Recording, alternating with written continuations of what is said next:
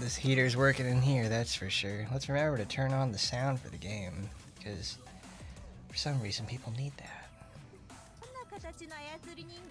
I heard you, Wight. We'll get to you soon enough. All right, let's get it on. Open that.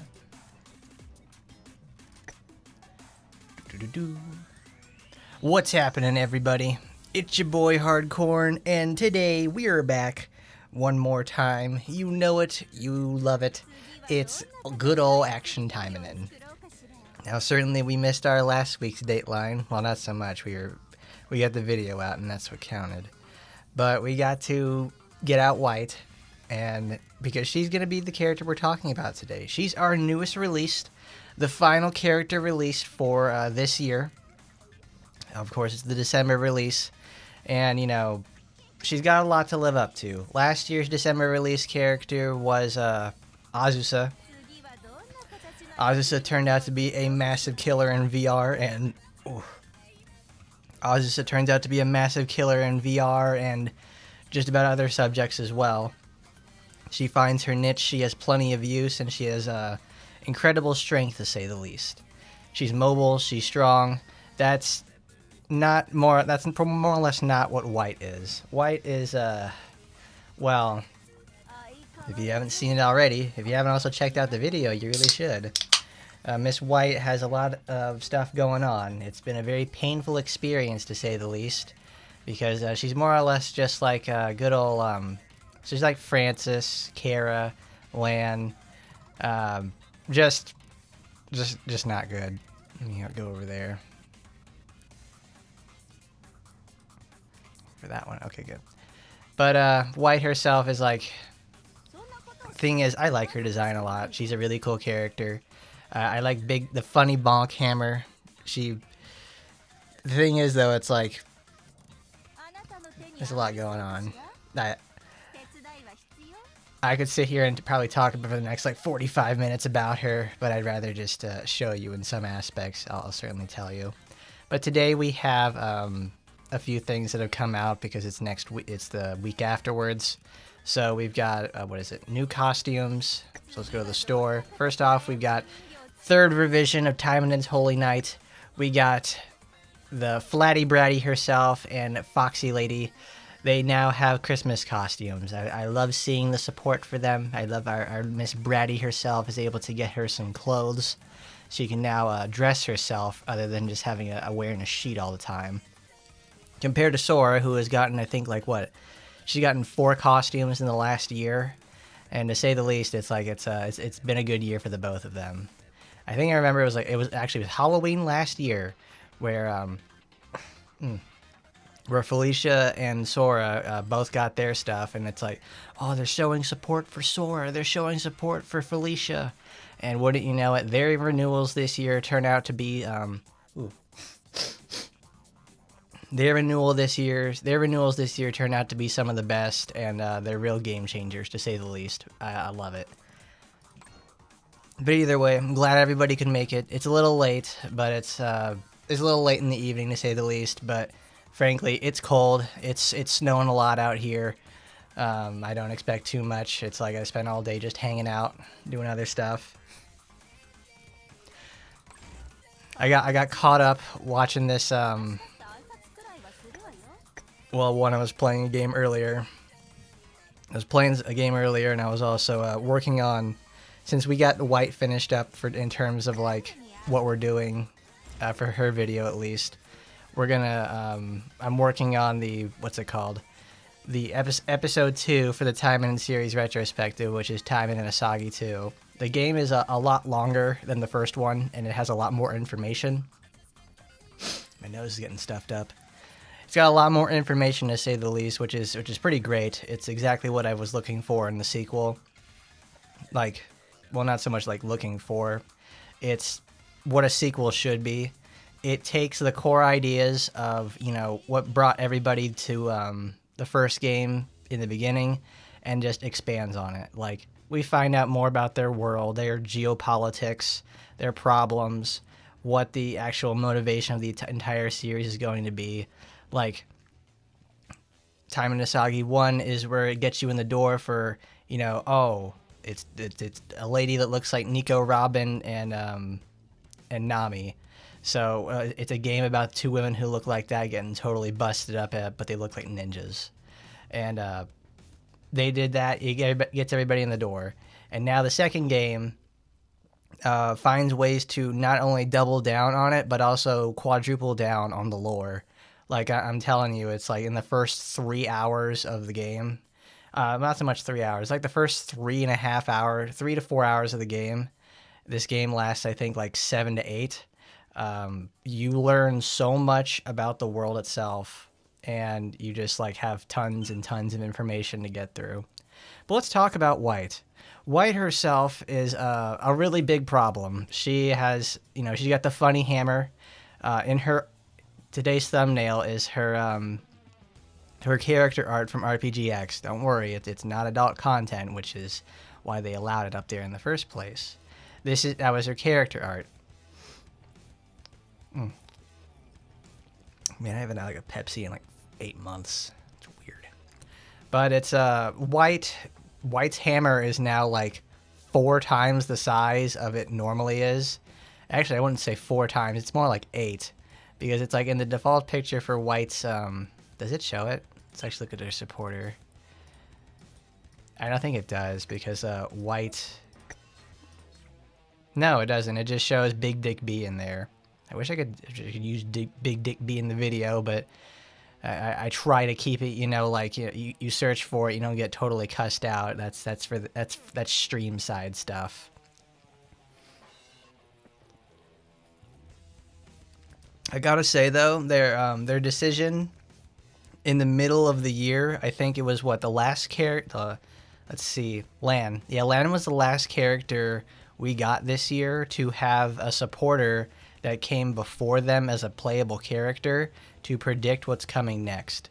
All the characters that have released after her have had no supporters. They've had either supporters in the game or they don't have anything created for them specifically. Like Kara, it was Marika, Azuma, it was Particle Lady, and Wight. Wight already has a supporter. It's already been in the game for almost 2 years at this point, but so they managed to keep us on our toes, which is what they should have been doing for the longest time, so we don't like get into the pattern for the last, I don't know, 36 characters, and be able to think about it like that. Well, I don't know. They did that. They didn't do it in the beginning. They got into a rut in like for the last 3-4 years, and then they just changed it this year. So I imagine it's going to be more of the same this upcoming year. So Wight herself obviously is, you know, she got her big hammer. It's bigger than anything else, and so she's got a big weapon. It's a great hammer. So she's going to be slow, like, you know, Murasaki and Murasaki Francis and well, I'm losing my train of thought on that one. It's like Murasaki. I'm keep trying to say Claire because I'm thinking of like the fucking. They revealed that footage for Resident Evil 8 for Resident Evil 9 recently, and it shows old man Leon, and I keep thinking of that like that Claire and Leon shipping meme or something. Regardless, Wight is slow. She's designed to be slow, but she has like all the problems of a slow character and has none of the items to back herself up. That I digress. She does have something for that. I've been getting a lot of mileage these last 2 weeks out of Adamant Marcus. Adamant Marcus has been like fantastic because Wight herself is like Murasaki in the fact that Murasaki's glacially slow, but she has very high base damage modifiers. So if you have something that helps like this gives a permanent buff to Wight anytime something dies on the field. Whether your teammates die, your teammates kill something, or you kill something. It's like this week we had Tenkyu 2. That creates, I think, like 6 enemies every time it goes into phase 2. So that's immediately a, 24%. It also restores a percentage of her max HP. This conditional tick is what keeps her in the fight for the most part when she's fighting just about regular enemies. This fact alone, where I've gotten 5 copies. I've gotten a plus 11 enchantment. I've upgraded several of my URs into like a whole bunch of other stuff because Wight is the character that helped me realize, maybe I should upgrade my equipment. But the thing is, I shouldn't have to upgrade my equipment this drastically to make the character work out. She sucks. She sucks vehemently. This is like the same sort of this is not like the Kara level bitterness that I have because with Kara, I like Kara a lot. It's effectively like if they made a Sagi or Ingrid like terrible. Like I could not stand that. But it's like this is Wight. This is a character people didn't expect, and it's like they put her in the game and made her very difficult and cumbersome to use. I guess that's a definition of clunky, to say the least. What's up there, Avalon? How you been? We're just talking about Wight. I've got a lot to say about her because it's like it's certainly been an adventure. An adventure in like the wrong way because it's like it's a constant fight with Wight. I didn't expect it to rhyme, but it's like, nah. Kara's decent. It's like, no, I don't know. She don't work.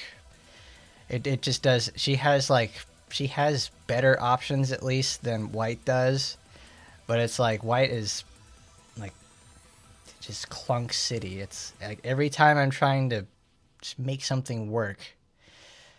Well, the thing is, it's like this is how we've had current Murasaki longer than what she was previously. Like previously, before like the most notable super tunings are like Murasaki, Sue, and Shiranui. Sue and Shiranui, like Sue is like, she became what she became. It's like she's just faded into mediocrity, to say the least. Shiranui is propped up mostly because it's like she's big mommed. She's a big mom. She's a big character, and she's very notable for that reason. So she gets a lot of support. Yet Shiranui still has a lot of problems where she gets interrupted on like, a stiff breeze, or you have to like. You have to do a little bit of coordination to get the most out of her. Murasaki, of course, is always like, she leads the way with damage, debuffing, utility, healing. Murasaki can do it all, and they kind of, fucked up with that because at least with Sue and Shiranui, you have to have a little bit of like, you have to play into the systems of the game itself. You have to learn how to do something. Murasaki is like pure brain dead, just ooga booga gameplay. You just go in there, hit stuff, and heal. It's it's kind of it's more or less why I've maintained like I can recommend Murasaki all day, and you'll just be fine. And thanks to the changes in criticals for the way it works in VR nowadays, it's like Murasaki can now go for full circle. I think just about everywhere besides Total War because she's too slow to fight Ebon Black.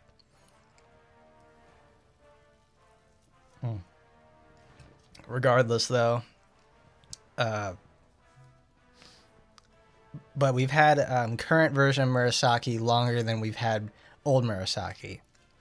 Old Murasaki plays like Wight. She's very slow, super clunky, gets interrupted by a stiff breeze, weak to say the least, and just terrible all the way around. And nobody wanted to play her, and it was like, I can understand certain people just being like, this is awful, this is horrible, I hate her. How could you make a legacy character like Murasaki be terrible? And they made the change, and then we get Murasaki we have today. So this is what effectively what you like got a blast from the past, which is what makes me so annoyed because I didn't like playing old Murasaki. It's like she sucked. Nobody wanted to use her because it's like it's a very horrible experience. This is what Wight is like. So she has her passive is like every time I read this, I just feel very confused because this doesn't work in the arena. Well, it does in the fact that it's like, okay, Wight goes out there, takes a bunch of damage, she dies. Resurrection is very nice in the arena because it's good for timing out strategies and just, like trying to eke out that little bit of like more damage to beat your enemies. Wight, when she dies and activates her revive, she gets the damage boost and super armor. That can usually turn it around for some of the matches if you're not getting totally interrupted by it. So let's show that off in action. Let's go to the arena, bro. Let's go to Battle Arena. Let's find a Noah. But it's like, we want to go with these invincibility. These some meme comps. I need to get Shisui. It's like, oh, when the round changes and goes to the next one, like go 1 to 2, Wight loses her super armor and loses her attack boost. It's not good. That's really annoying to say the least because it's like, all right, now if she goes up against something like a Noah, which will just shred up no armored enemies in the first place or anything without ranged, she just like, all right, Noah, Wight gets folded, and that's to say the least. That's pretty much just like the Wight experience. You get crushed to destroy your health the first time around and pray that you're going to get it on the second go around. If you don't, because you're still getting comboed because now you have super armor and everything just continues to hit you, you effectively almost have no invincibility. It is not fun. It's just bad. Well, it's not just bad, it's annoying because it's like, damn it. What the hell they got to do that for? Let's get a Shisui. Let's get, who'll be our third? Well, the thing is, too, is like, just previously in November, we get our renewal for Saika, which was incredible. That was great. It made one of my favorite characters even better. It's like, wow, they put all their energy in, like, all right, we're putting it together. We're crafting the idea in our head. We're going to make her incredible. And they did. They made her effectively just like a bulldozer, and she's going to define the Total War meta into like the beginning of the next year. We'll see what happens when it's like January and we get like another renewal or something. And then like it'll be like Ina Titchester gameplay where she's, I'm here, I'm mad, and I'm going to beat you to death. Awesome shit.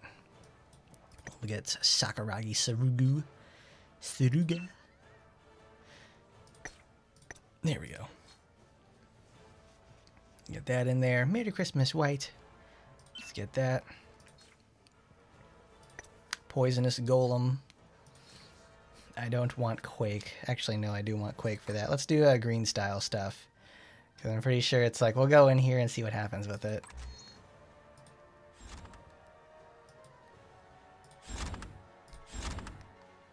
But there's a Noah. That'll be a really good one for it to show off what happens. We can find one. There's one. We'll lose to this. They certainly had to give this to somebody. It was I guess they just figured like, all right, not much is going on with the people in terms of like they want Kara. Not Kara. They want Wight, so it's like, well, all right. I mean, I guess.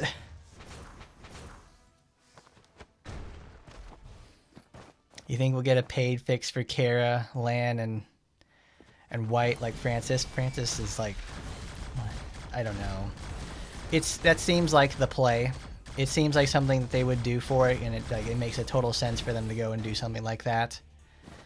Because, you know, with Francis's weapon, it doesn't fix everything with her. It smooths out the curve in her gameplay, which is something she really needs. And frankly, damn it, I didn't get to show it off because we're using critical Wight. It made Francis better in areas that she should have just had in the first place. I have exhausted everything about Francis with that. Yes, it fixes a lot about her, but it doesn't solve everything, that's just how it's going to be. I'll just leave it at that. It's like talking about Tokiko. There's nothing left there.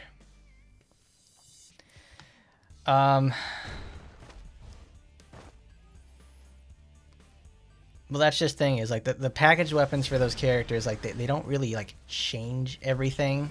Not change. It's like they don't really like make super tuned improvements. It's just it's a very small set of changes that it's like that you need to do a full almost rework of the character to make it like, you know, palatable.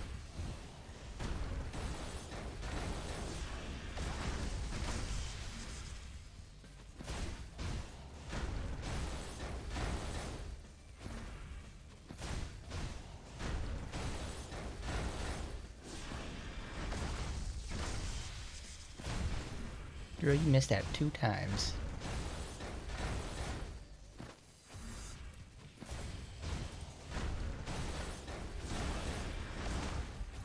Oh no, oh, the timer just got barely on it. She got timer scammed.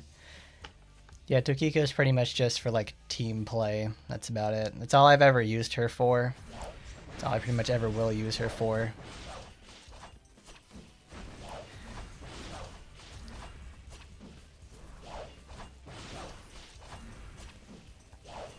Who do you think it could be for like the newest legacy character?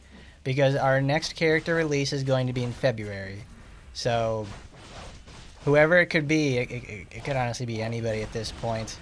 Because since we don't have any way to do anything like, what is it called? Guessing for those is like it's really hard, because it could be anybody. It could be anybody at that point. Oh, she's getting comboed.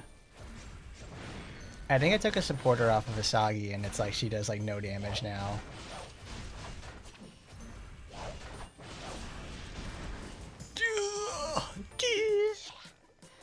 I don't know. Kurenai's mom. One of the girls from Taimanin and Kurenai. That would be a pretty good one too. Because it's like we already have a Taimanin and Kurenai supporter in the game in the first place. So it's like, cool, we'll just have another one in there. Or like, I want more of the Kara crew. Like getting Marika in the game, or the one lady who makes like barriers with her seals and stuff like that, like Omio made stuff. That would be pretty cool. Need to boost this. Divine Net Tawako. Wako Wako. Sagi, what do you have? You have all 3 supporters in there. You just didn't do any damage. Healing. I need healing.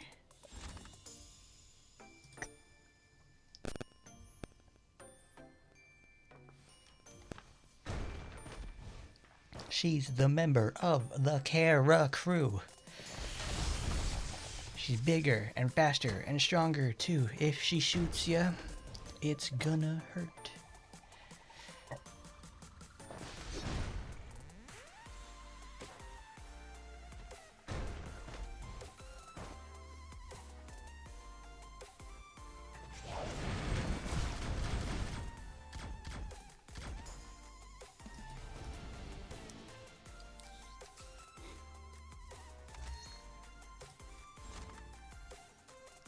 Yeah, the one time Wight was able to just go like, okay, here I come. I'm gonna do my big critical hit. It damn near fucking killed Emily.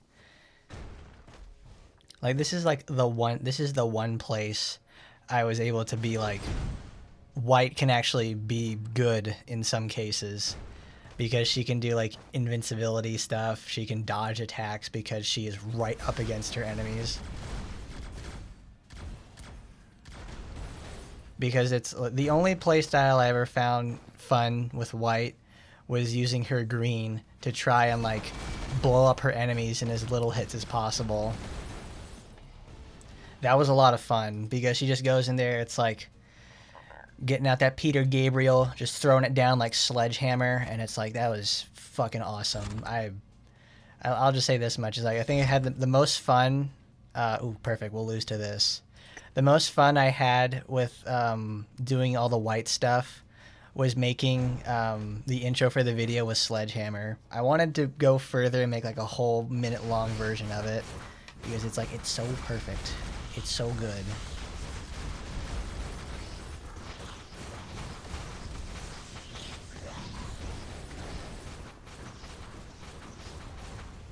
Yeah, this is like the perfect example of like how Noah just totally clears her in the first place. We have 2 revives on our side, and then Noah is able to just, this is blue Noah. This is what happens with her. She's either gonna time us out or she's going to defeat us by stun locking us completely.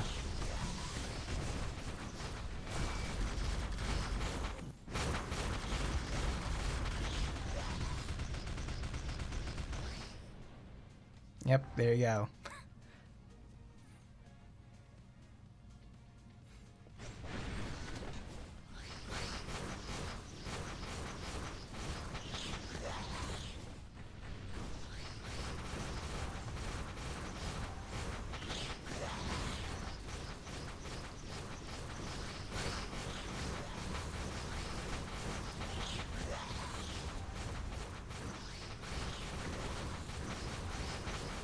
Not even doing anything. Oh my god. Mr. Wonder Bear. Mr. Wonder Bear, how could you? Edgar's Enigma, Robert's Revenge.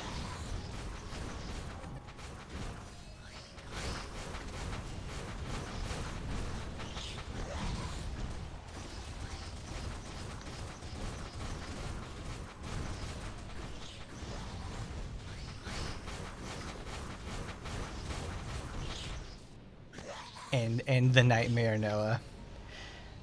Finish it off. Kill me, please. Yeah, that's... Because I was trying a lot of stuff here in Arena. Because I was like, okay, maybe she could be doing like... Maybe she could do something in there in the first place. It's like she could do something with like her slow, her combination of stuns. No, it's just like Noah manages to get that because she has super armor on like everything. And now that healing. Oh, Rescue Cat? Wonder Bear, was Rescue Cat unavailable? Yeah. We didn't get to cast him at instant speed, but don't worry, he was only put into the graveyard. He didn't get banished this turn. We'll bring him back. We're gonna use Wonder Bear. He's a rank 4 monster. We'll use him to summon something. Well, either way, though, we've still got an event story to go with. Let's go and show off what it looks like with good old Wight here. Because our wonderful event, resellers are bad. Oh, I also wanted to show off. It's like while I was doing stuff with Wight, I managed to finally, after 3,000 years, not made a Christmas, we finally get up to 125 supporters at 5.5. Thanks to all those tickets they kept giving out during the anniversary and like the last couple of weeks. I finally got up to 125 supporters. So now I can finally have three formation effects. I don't think I'll ever see 200 in forever. There's probably a total of 100 people out of the entire player base that have 200, which is crazy to say the least. It was already hard enough to get 125 of them. Because I think there's 211 supporters in the game? There's 216 supporters in the game. I've only seen one person with 211 or 12 supporters at 5. Which is honestly crazy to think about. It's like, good lord.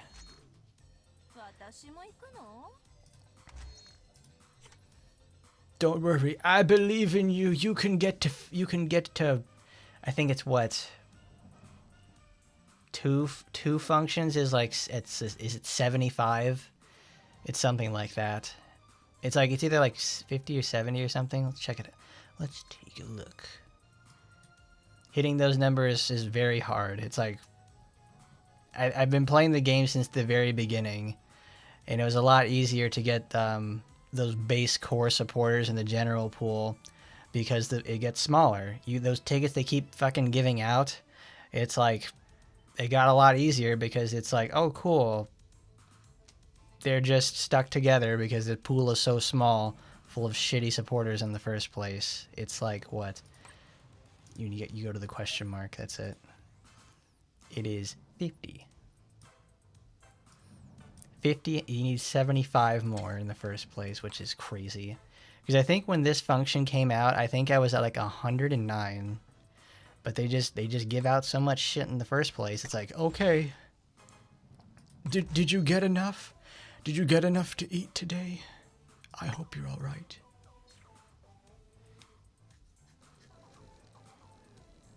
Oh, we should have waited for Christmas. Well, we won't be waiting for Christmas because next week is probably going. I don't want to put it next week because it's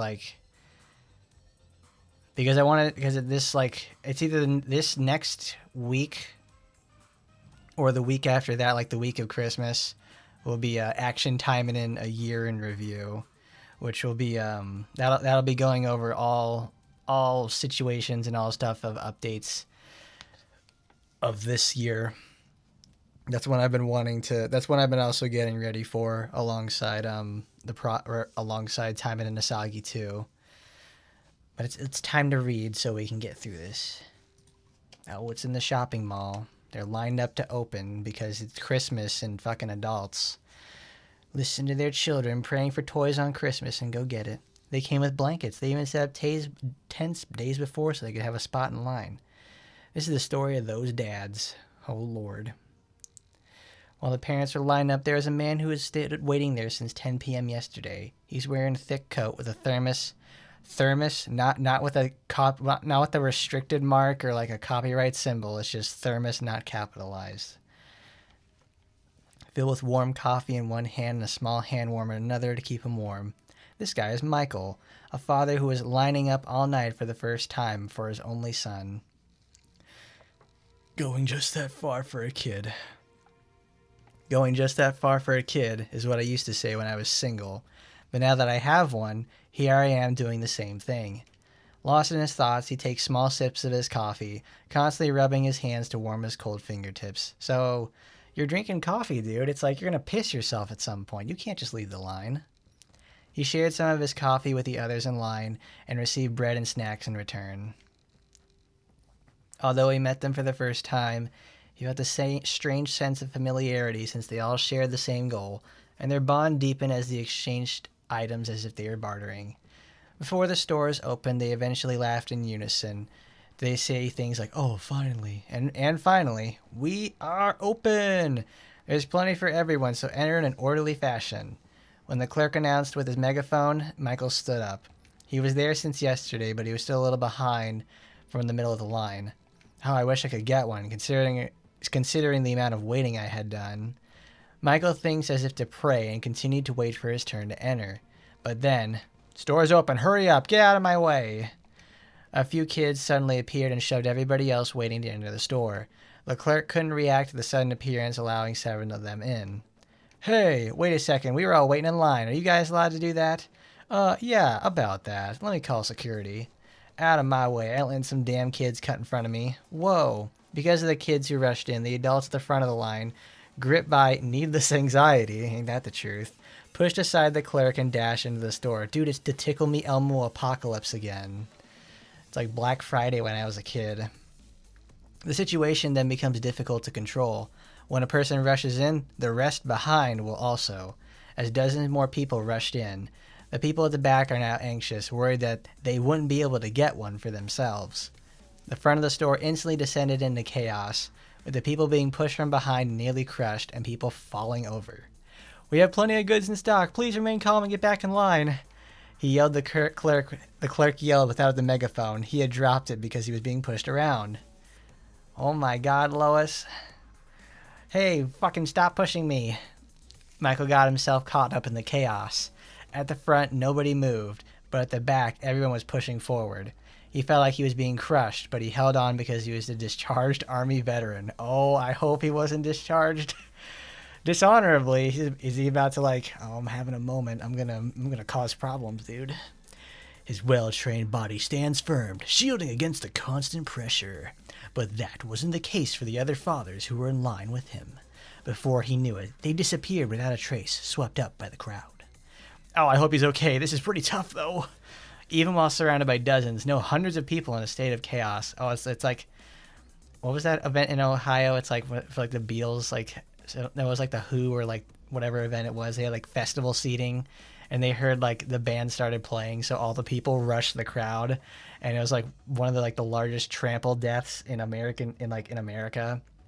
Like 17 people died because they were all like, "Oh my God, they're starting to play," because they're doing their sound check. So they rushed the stage and they rushed the stadium through there to go see them play, and like 17 people get like turned into paste. There's another like instance, like I think another modern instance of it, which is even worse, is like there's a alleyway where like there's like I think 200 people in there, and it's like they all try to like move, and they needed to escape for some reason because there was like a fire or whatever. It was like outside, so it's like a whole wave of people suddenly pushes forward, and it's like they crush like 8 people. It's like, Jesus, it's crazy to think. It's crazy stuff like that. And obviously Tickle Me Elmo. Wishing for toys. He had to grow up an asshole dad who thought not being Christian meant he doesn't need to celebrate Christmas. Well, that's what happens with us certain beliefs. It sucks ass, to say the least, because it's like, oh, all my friends, they get to celebrate Christmas and get stuff for the holiday season, and it's like I've got to sit here and just be feeling like a piece of shit all the time. I do like this though. They have the Hebico, the little Hebico things from RPGX. I think this is actually a CG from there in the first place. The fact he thinks it's pretty difficult shows him how much muscle he's got on him. So my dude's jacked. As minutes pass, luckily the crowd at the front of the store started moving again, allowing him to barely make it in the store. "Oh, excuse me." He asked for the figure that his son wanted and successfully left the store with the figure in hand. Yeah, he's going to get assaulted leaving the store so he can get one for himself. That moment, the clerk held a bell decorated in Christmas colors and rang it, making a sharp ringing noise. "Apologies, everyone, for making you wait such a long time. As of now, we're out of stock." As the same announcement echoed through the in-store speakers, those who didn't manage to get a figure sighed, disappointed, and began yelling and complaining, of course. This was because of the youngsters who barged in, and whatever. I just hope my son isn't disappointed. Michael felt sorry to the people getting angry, but his feet felt lighter at the thought of being able to purchase the last one. And so, he let down his guard. Unfortunately, the moment he left the store, what did we say? He was struck by one of the customers who took a swing while arguing, which made him drop the figure, and with a sharp sound, it broke into pieces. Just what is this thing that it shatters? What? Michael quickly picked up the box. Then, as if the figure couldn't withstand the impact of the drop, he witnessed the neck had snapped off. Oh my god, this can't be! And that wasn't even the end of it either. The youngsters who jumped in the store earlier, they were still inside. They didn't miss the moment he dropped it. Hey dude, that's broken, right? You're not needing that because it's broken, right? Can I have it? No. What are you going to do with a broken figure, man? Just come on, give it to us, please. The youngster starts speaking without giving Michael, who was too stunned to speak, a chance to argue. List rambling and snatched away by the box containing the figure. Feeling awful because he had broken his son's gift, he was speechless. Without able to do anything, Michael ended up losing that figure. The money they gave him as a token gesture for the figure only deepened his emptiness. That's the figure trending all over the internet. The boys took photos of the figure and uploaded them on the internet with their phones. They were selling it online under the heading, Limited Edition, Slightly Damaged, Selling for Cheap. Oh boy, isn't that some truth? Reselling right after purchasing things was a problematic behavior on the internet, one that even Michael was well aware of. It's like Supreme dropped like their winter stuff. I think it was a few weeks ago. I think it was like the end of November, and it's like let's say one of their hoodies was like $500, and you go like days after. Like I think it was like one day after or even the same day, it's listed on StockX for $1,000. It's like, yeah, I'm going to resell my Supreme hoodie for $1,000. It's like, what the fuck are you doing, dude?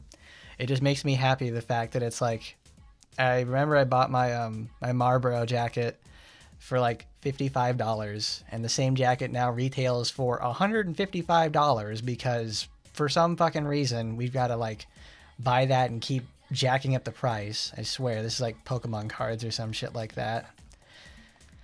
Regardless, he tried to explain his situation and get it back from them, but these kids didn't care in the slightest and completely ignored him. He was he was this close to punching them, but he knew if that a fight broke out, both him and his family will have to face the trouble because you're punching children. His training as a soldier, albeit a retired one, stopped him from taking action, and Michael couldn't do anything but leave the store. What's he doing it at like an Ulta Beauty? I'm sorry, I couldn't get the figure, hun. What are you gonna do then? You know how he is so excited about this.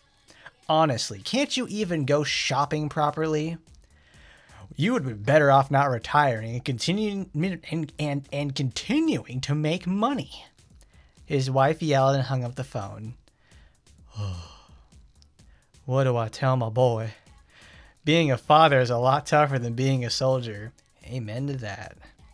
Disheartened, Michael slumps his shoulders and walked with his eyes fixed on the ground, not noticing the warning signs that read, Authorized personnel only. Dun dun dun. This is... What the fuck? What the fuck is in the back of this Ulta Beauty? While Michael continued to walk aimlessly, he came across an area that looked like a warehouse. Oh no, Avalon. Don't tell him this my man Michael is here getting Dear John. Without hardly any windows to look out, it was near pitch black to see anything, but Michael, who was well-trained, continued to advance forward without getting lost. I think if he's not exactly prepared to go make an assault on this place, I think, usually either you go leave the area and try to wait for backup for this sort of stuff, but I digress. In the midst of all the toys, there were big piles of figures similar to the ones that he had been robbed of. With that, something much larger than a human being. This was an advanced exoskeleton? This is what the military uses. Or is it a replica? It's not, is it a replica, period. It's, is it a replica, question mark.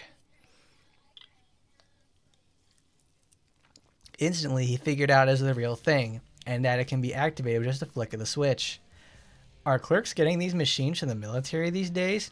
I doubt it's illegal trading, but still. As Michael checks around the machine with these thoughts, he found that it was fully armed with a full fuel tank. This was definitely not something a shopping mall should have, but considering the amount of money that went into running the business, it wasn't all an impossible feat. Really, Michael? Were you in the desk corps or something like that in the army? Not like the combat stuff, because it's like, really? Come on, man. But at the same time, Michael, the former UFS soldier, became very nostalgic. So this is the real thing the figure my son wanted so bad is based off of. Huh. I wonder if he'll like it if I told him I can control this thing. I think he'd like it even better if he had it. At the same time, it made him sad to the point that he wanted to cry. He left the military and returned home from his son, only to spend his days being constantly scolded by his wife. Oh no, she's cheating on him. He has his son, but now it's like, oh no. He's what is it? It's like a military wife situation where it's like it's like they're gone for so long, so it's just like they're looking for something on the side while they're on duty or whatever. They're on deployment. Oh, that sucks. My man Michael. Oh no. He still puts up with it for the sake of his son, but now he's even losing his appetite because of the stress. Oh, it's too real. It's too real. It's like, oh, he's putting up with it because his son is like, he's so young at this point, but it's like, I have to keep doing it. And it's like, now he's gonna be like a divorced child, and it's like it's gonna be the same problems again. Oh, he looks around. With a wave of bittersweet nostalgia, he realized that before him lay a relic of his bygone glory days. The enhanced exoskeleton that had once symbolized his days as a soldier. He suddenly got the idea that it would be fun to enter this suit, and he knew it wasn't locked either. Hey, you, what do you think you're doing? Who's in there? When Michael's curiosity, no, his stress, got the better of him and got into the suit, the clerk who had been in the toilet came back. He was supposed to pilot the exoskeleton that the limited edition figure was modeled after a promotional event this coming Christmas. Ugh, everything's a mess. Not going to be hearing anything good when I go back home. I can't even return to the army. Hell, my son is probably crying as well. Oh my God. When these thoughts crossed his mind, he couldn't stop there. Michael, who received recognition for his skills as an ace, began to pilot the suit. So he was in like the Air Force or something? What is this? Skillfully maneuvered around the goods, and he exits the warehouse. Holy shit, that was sick.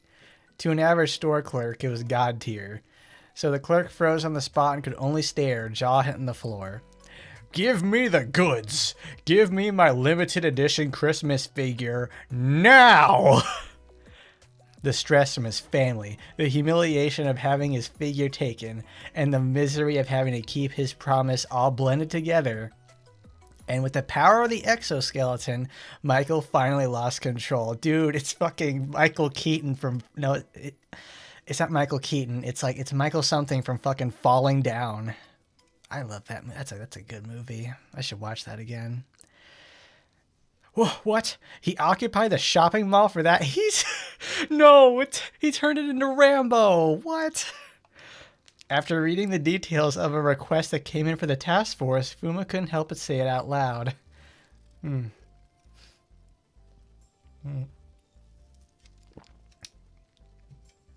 Oh, yeah, Mirabelle says it like that. Michael Douglas in Falling Down from like 1992. Wonderful, wonderful movie.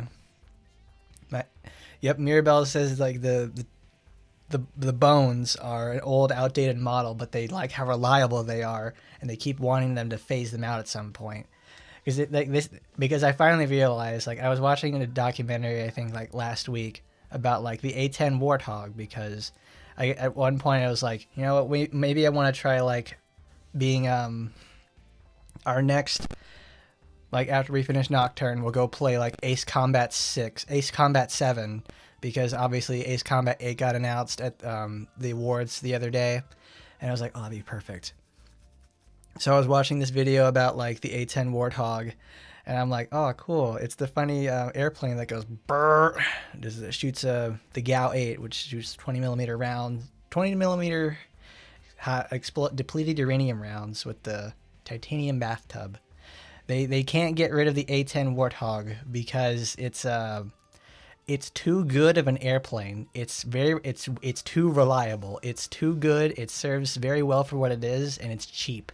They keep trying to replace it because, military-industrial complex, we got to keep having jobs and spending millions of dollars. So they don't want to replace it because it's that good. And besides, it's like people know how to work on it. They don't want technology. But Fuma finds himself as an otaku-ish gamer, and if he were to describe his feelings about resellers in an indirect way, he'd say, "I want to kill. They are a nuisance and inconsiderate." But to commit an act of terrorism because of resellers is, well, looks like he had a lot of pent-up rage. "Oh, it's Saika, yeah!" "Do not try to understand him, master. There are civilians being held hostage because of it. I understand, but I don't feel for him. More importantly, the stolen exoskeleton was the security captain model. Talk about bad luck." Yes, not only the security drones, but also the defensive measures in the shopping mall were easily hacked to the exoskeleton. So nothing could be done with the local police equipment. On top of that, the culprit is ex-mil, so I heard the UFS wouldn't openly send reinforcements against him. That's easy to understand. This basically means we need to clean up their mess.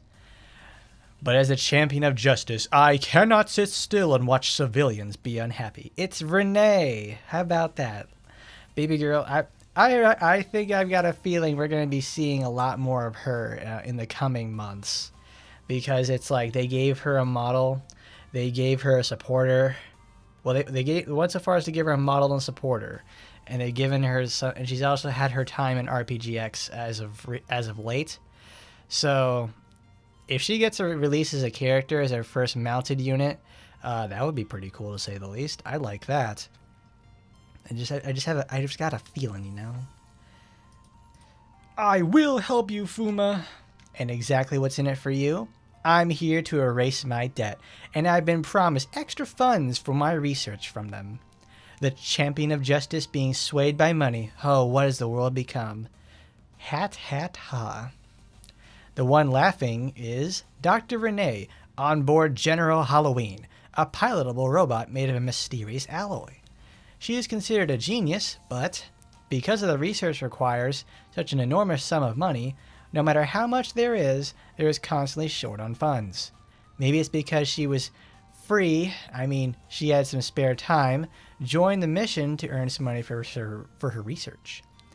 Oh yeah, it's Arnett's. Arnett's is awesome because Arnett's has she's designed by the Bomber Girl people, and it's like fantastic. Bomber Girl has like some fantastic designs. It's Hag City to say the least. But it's like finally we get the one the Bomber. We just get like a discount Bomber Girl. The one that now it's like now you can have sex with her. That's the bridging the gap right there. I would love to see Arnett's be playable. Same thing with General Halloween. Swayed by emotion and committing a crime, humanity is foolish indeed. My AI would have instantly provided and executed the best possible solution. Before executing anything, what is the best possible solution? Get rid of the wife and resellers, the source of the stress. No need to hear any more of that. The one talking with Fuma is Arnett, and a combat robot created by the UFS. The military had manufactured prototypes in the past, but compared to the cyborgs or pilotable skeletons that Renee uses, its functionality and efficiency fell behind, so its production had been put on hold. But in recent years, by studying and adapting necromancy and puppeteering spells from the demon realm, this is actually like a really important detail. This comes all the way back from Taimanin Asagi 2. That's not spoilers. This is something that happens from this is 19 years old information. Researchers have found a way to create autonomous robots far advanced from those a few years ago. And based on such technology, she was created by perverted geniuses like Renee, making her the newest, finest, and most powerful robot. is what she believed. Just so you know, several years' worth of budgets have been poured entirely into just developing our net. So much so that, discussions about productivity aside, they weren't even been able to begin developing another spare. Master, are you sure about your pick of members? It's Christmas. There weren't any members who were free. I'm free. I'm free. Yes, Emily's, what is it? It's dermatologist Emily. Well, it's demonologist Emily, but I remember it's dermatologist because I read it wrong. Demonologist Emily is exactly that. She's a fighting robot, mega ma'am. Fuma drops his shoulders at Saika's question, but given the time, there's really not much choice. I think Saika can just low diff this entire thing. It doesn't seem like much of a problem for her. If anything, it's like I would like Saika to do this because I like Saika. I like her a lot. Not because I think she's super hot. It's like she's got a lot going on that's really cool. Better than Tokiko. Like, fucking shit, I'll put a fist through my screen if I see that bitch again. Anyways, if it was an internet connection, I would have been able to take and control the system by hacking. But since it's an internal line, I can't hack it using the internet. Oh, God forbid, Renee, you have to go in and use intranet systems. It's not a bad countermeasure against terrorist hacking attempts, but if it were to happen from the inside, there's no solution to that. Without using a device from the security or control room, taking control of the drones is impossible. Since it's not physically connected, even someone as exceptional as me can't do anything about this. Oh, she's a haughty robot. With, well, looks and personality aside, he's skilled. Yeah, that seems to be the case. But I think I understand the rage of losing something you sought out with so much effort. You do? For instance, let's say you and I had a child. Yeah? Okay. What would you do if you managed to get the thing your child wanted so much, but it broke, and it was even stolen from you? Don't you think you'd have thoughts like, how can they be so cruel? We're going through so much thick and thin to raise this kid. I can only imagine because I haven't had a child yet. But no, I don't think it would feel very good, I'm sure. Then there's no choice but to kill, is there? You're going too far there, girl. Come on now. That's what I mean, Master. Yeah, I feel like that when General Halloween gets busted or scratched. This is why humans are foolish. Oh, and I'm the weird one? He didn't understand why the three of them acted so, but he didn't argue any further. Because there's also that where they would refute his every argument, thinking they won with words. What is this? Oh, wow. Wow. Oh, I'm impressed. We have decisions. I literally can't remember the last time or if ever we've had decisions. Are they doing this now? Are we having like... I literally don't know what to do. I'm speechless.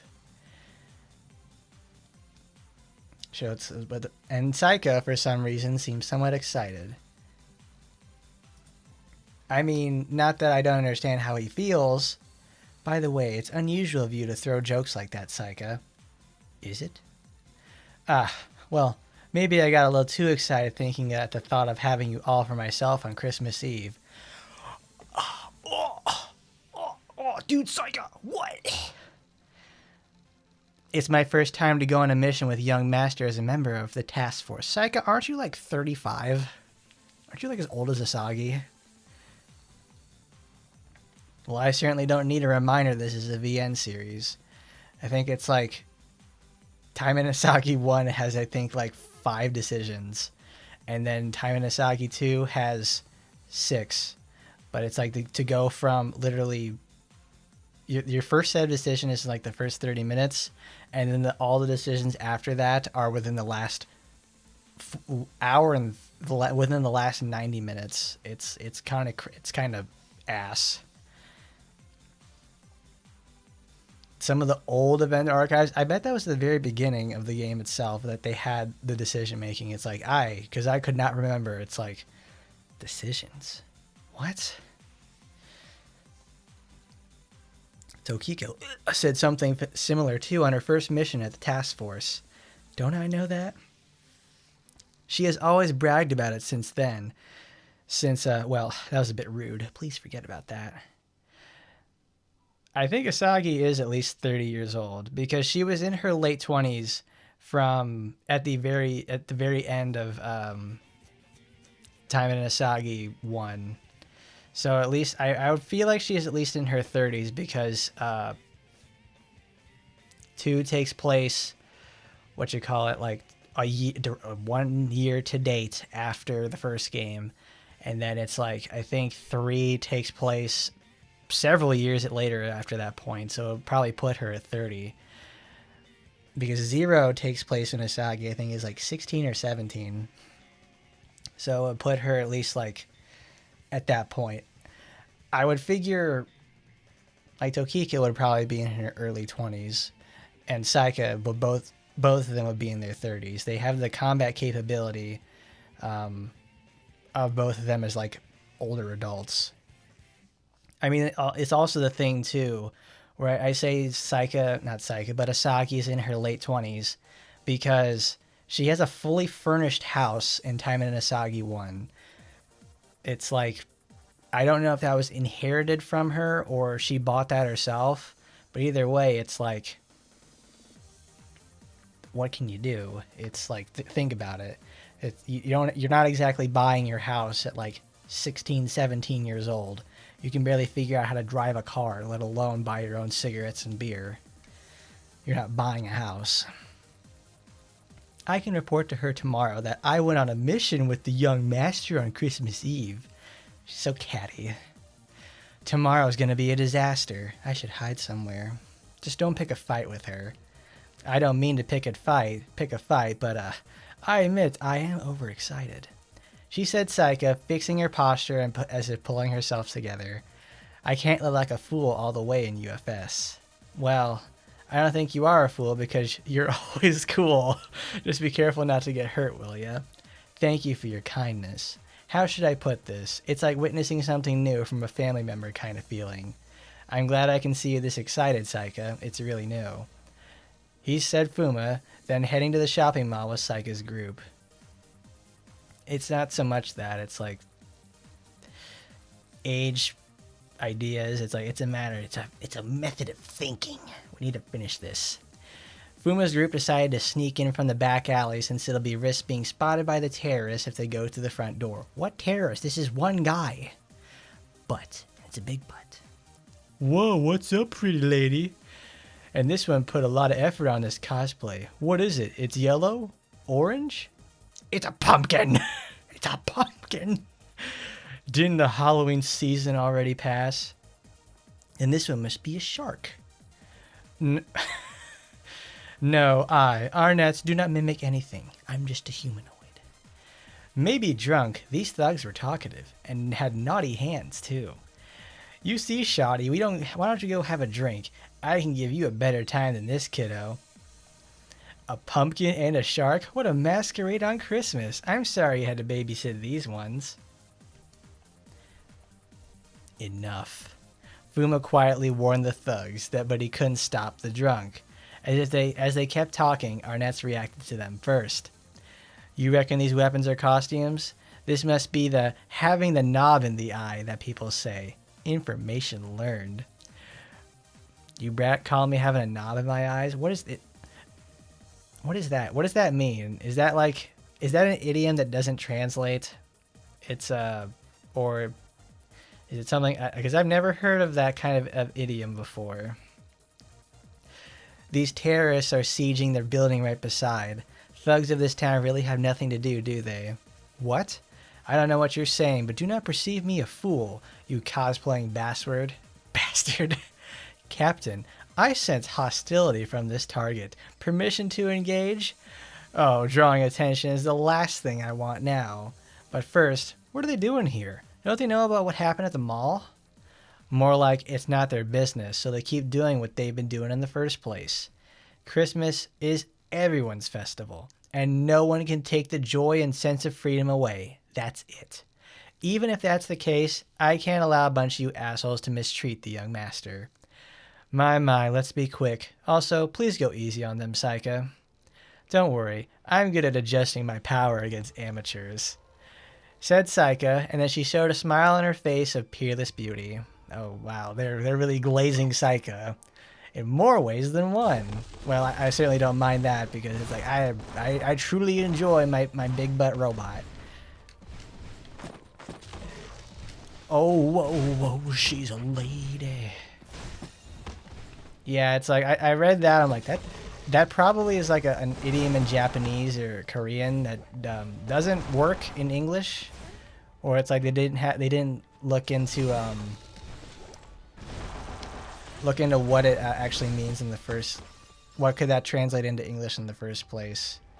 Because whatever.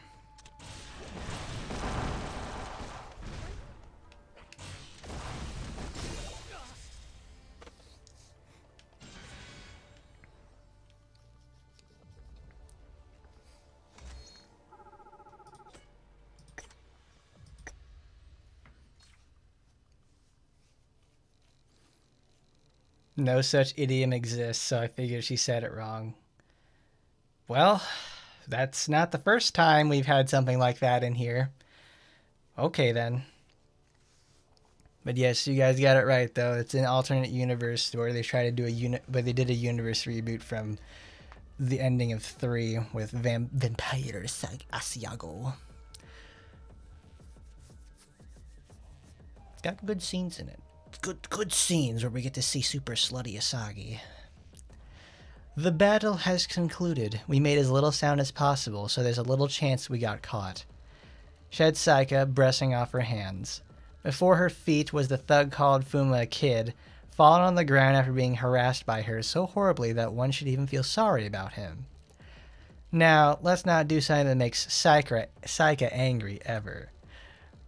I can just imagine that like Fuma turns to the camera, points his thumb back at Saika and just says, "Now let's make sure we don't do something that makes Saika angry ever." That's a Joss Whedon quip if I ever saw one.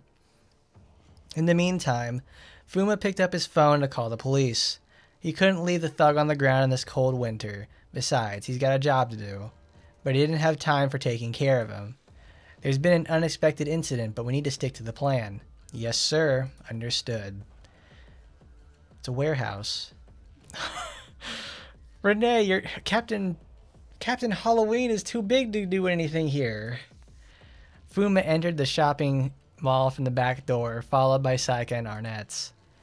However, Renee made a huge noise with her mouth on the door. What a surprise. Renee, this is a sneaking mission. Stop making noise. No, I was... Young master, I think it's harder to do an infiltration mission having a huge metallic thing. No, I was... In that sense, I'm perfect. I'm more durable than a human, and at the same time, I'm just a small little boy. I can do any mission perfectly. Hey, hear me out, will you? Will you look over here, please? As Fuma and the others looked back at Renee, as she insisted so loudly, I can't move. General Halloween's stuck. Oh, you've got to be kidding me. As Renee said, the orange-colored armor of the General Halloween got stuck and she couldn't enter the building. It exceeded the size of the door, both horizontally and vertically. Yes, they now have to go find, like... Yes, it does. It's like Metabeef and Metabots. That's what I couldn't remember what series that was when it's like... Because the head is, like, exactly the same.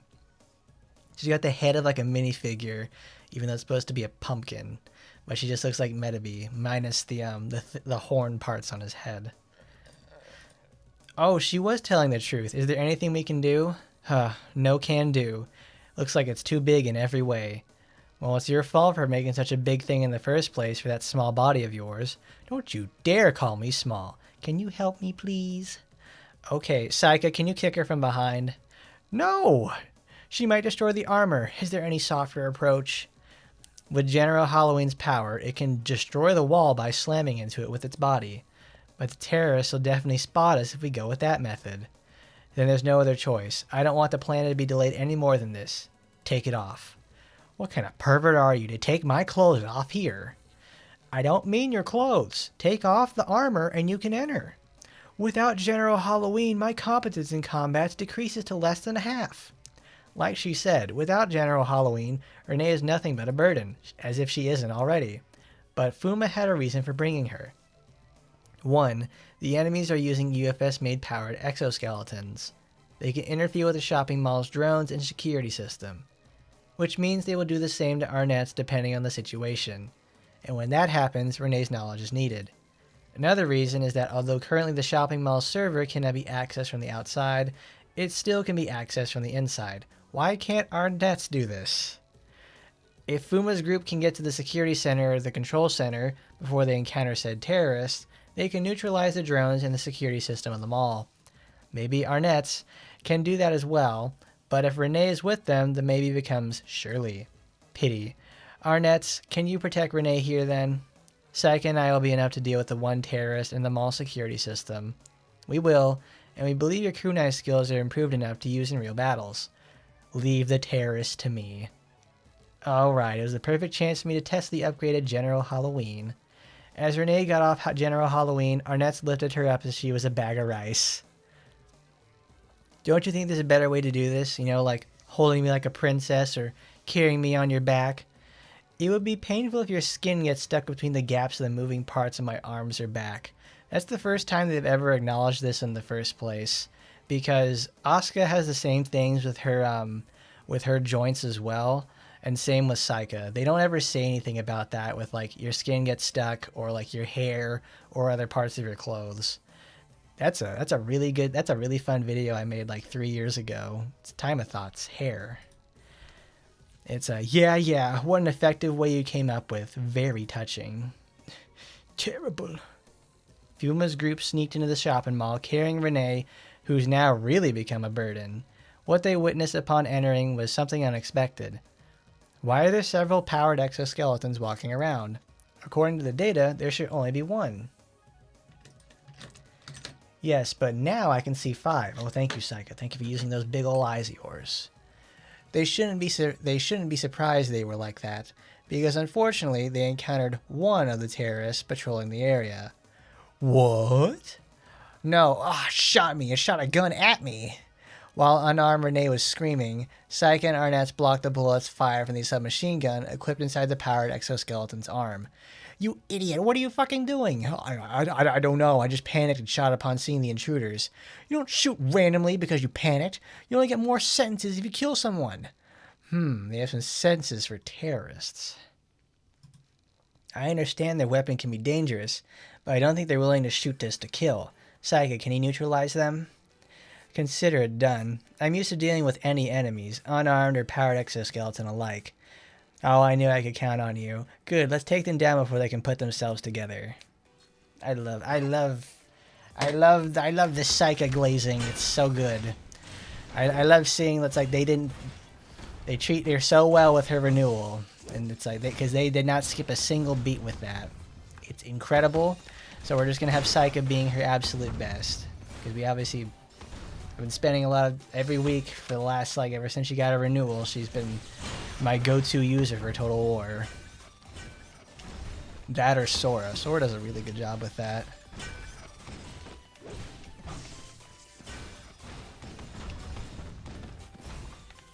I wish they would use more of the legacy Taimanins in the first place. There's a lot of good designs in there, and a lot of good side stories as well that could be certainly used for that and for characters in the first place.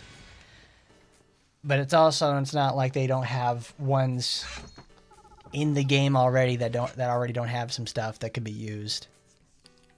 Oh yeah, last week is when they released the uncapped to rank 180.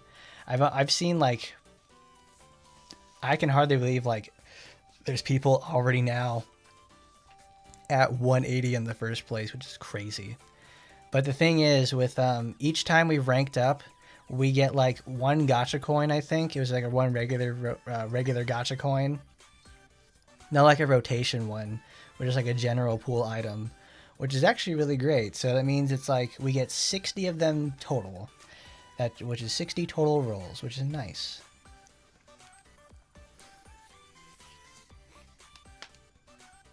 Yeah, you're 122. Well, congratulations. I leveled up to 121 while doing stuff for Wight, which is, I think it's it took 368,000 EXP. So I can imagine it's 372 now or something. So it's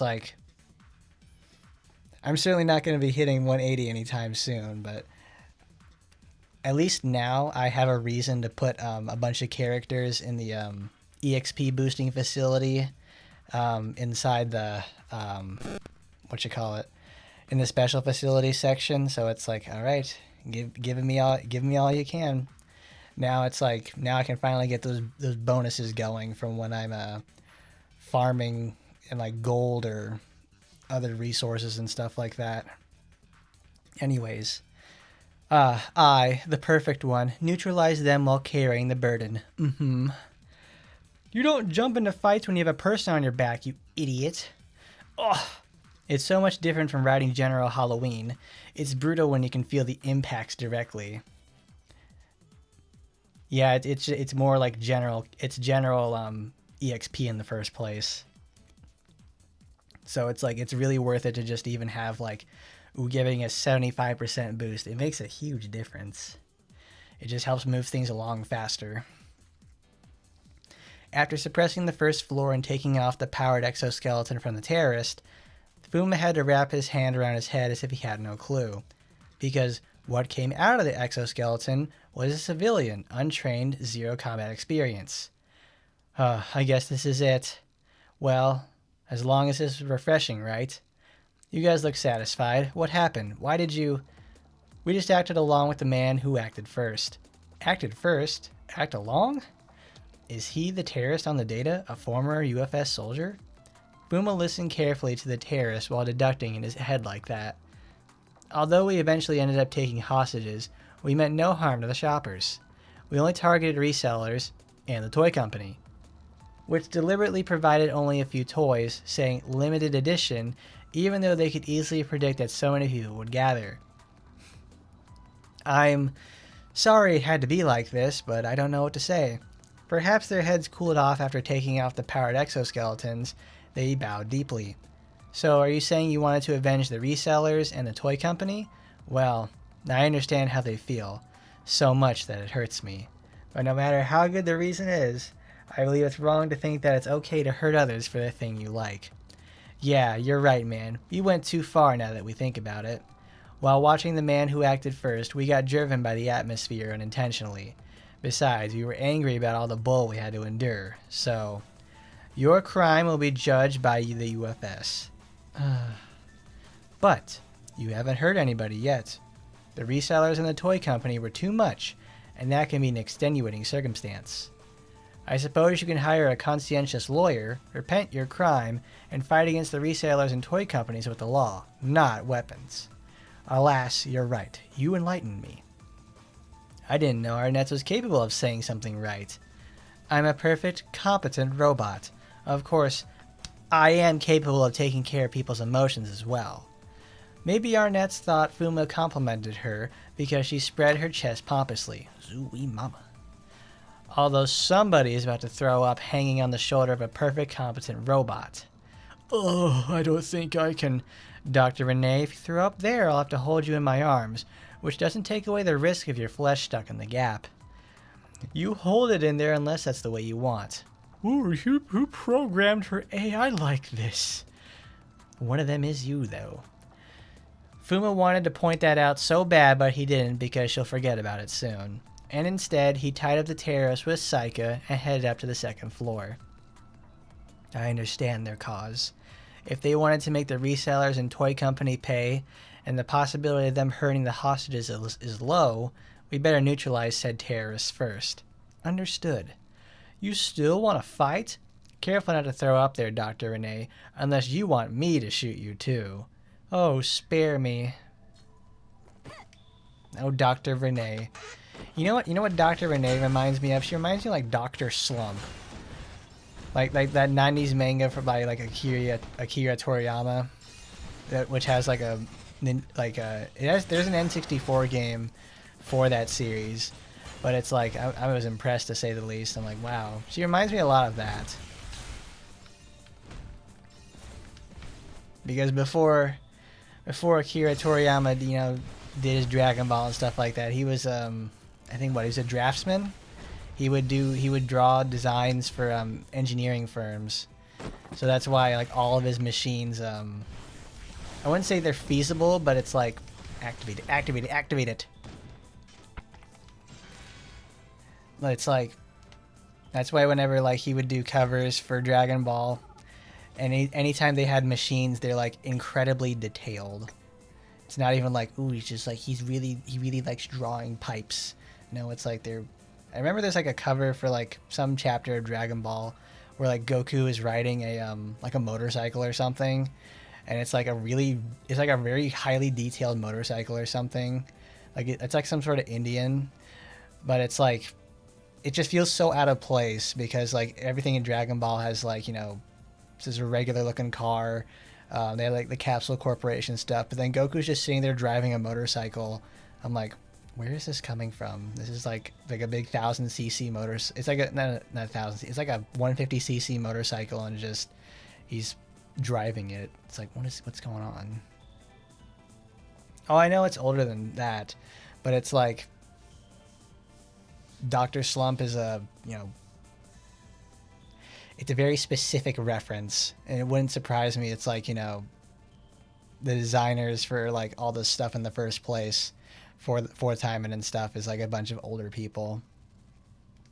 Yes, that's 100% why Bulma was writing very detailed stuff, because every once in a while Akira Toriyama just likes to flex like, yeah, I really like drawing machines, and also very detailed like stuff like detailed muscle and machinery.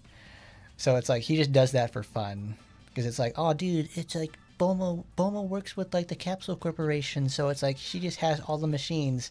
That was his outlet to let those in there every once in a while.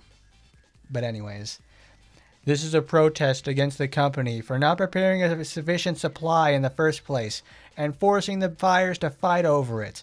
We demand as consumers that you should acquire enough toys for those who want them and a proper countermeasure for resellers. What they're saying is right. It makes us feel like we're the bad guys. As the terrorists with exoskeleton suits shouted at their demands while firing their guns, Fuma muttered behind his cover from the raining bullets. But at this rate, collateral damage may spread towards the civilian hostages and outside the mall. We have to stop them here for their sake, Master. I know. Fuma gripped his kunai and waited for the gunshots to fade. Even if there's a one per toy per person purchase limit, once resellers start buying them as a group, other people won't get a chance to get their hands on anything. There are too few toys distributed for each shop in the first place. The management should calculate the number of customers based on their sales and acquire the proper amount. Christmas is an event where children's dreams come true. We're gonna make our dreams come true. And don't raise the price, smearing the dirty greed to the adults. Here, here, we agree. Oh, the adults and resellers should keep their greed in their pants for the... What?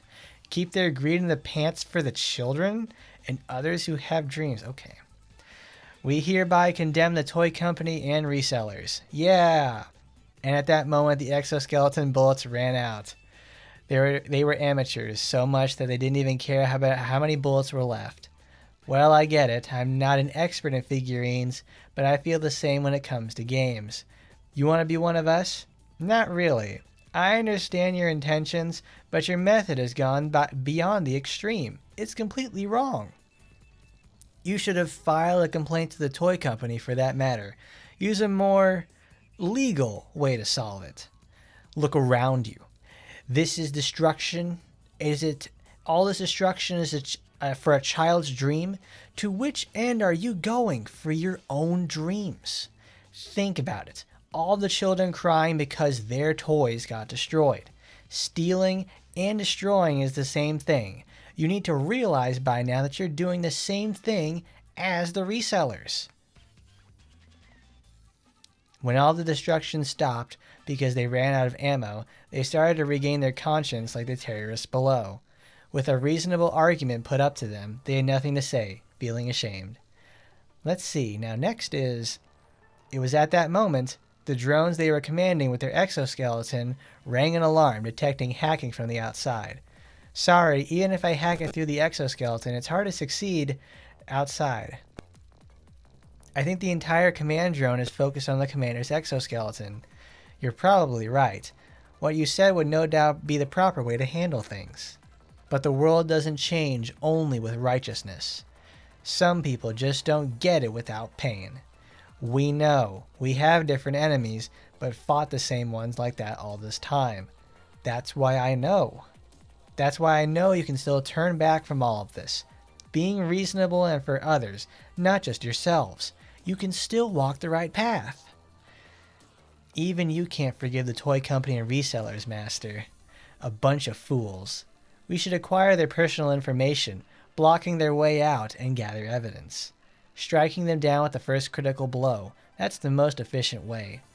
There's something on the rooftop responding differently from the other powered exoskeletons. I think it's the commander. What do you say? These people are just others who happen to share the same anger and got carried away with it. If we don't disarm them and calm them down, they won't give up even if we take out their leader. We neutralize everyone here. Jeez, scorched earth. The dream is dead.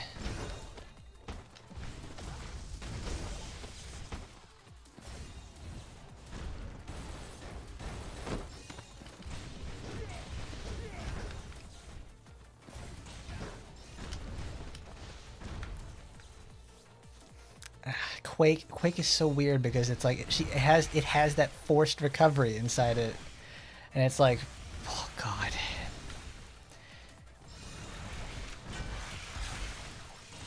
Like the AoE for it is huge and it does a lot of damage. Like it's like you really feel like the strength is there with Wight, but it's the fact of the matter is like,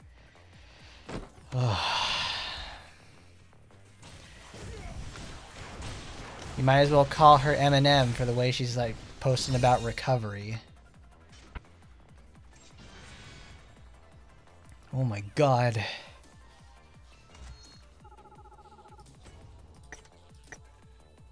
And alright, we're in the final stage.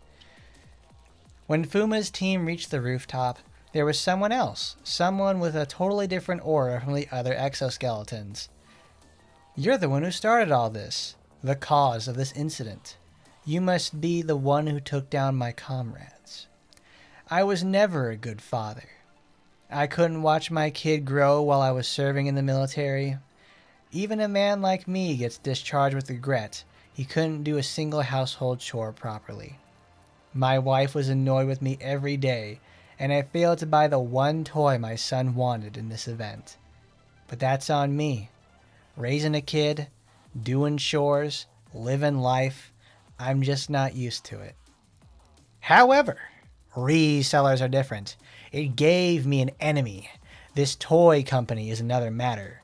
Those who took the toy in front of my eyes were organized resellers, and they took a photo of a broken toy, selling it on the internet for 5 times the price. The toy company does nothing but stand and watch. They don't even try to punish him. How can you even forgive such a menace? That's a bit hard to bear, I understand. 5 times for a broken toy? That's too far indeed. Resellers, my ass. These guys are scalpers. How can they even be the ones taking profits, and us innocent citizens have to pay for that? This is all because of the company trying to make their toys premium. Having insufficient amounts, invoking competition for purchase, that's what made those resellers. That's what made them who they are, and I'm here to take them out. I know what you mean. I get you. And what you're saying is right, but I took action to change that society. First, I'm going to punish all these scalpers who took that toy away from me. A man with reason acted impulsively and drove himself into a panic because things got too big. A typical rage situation.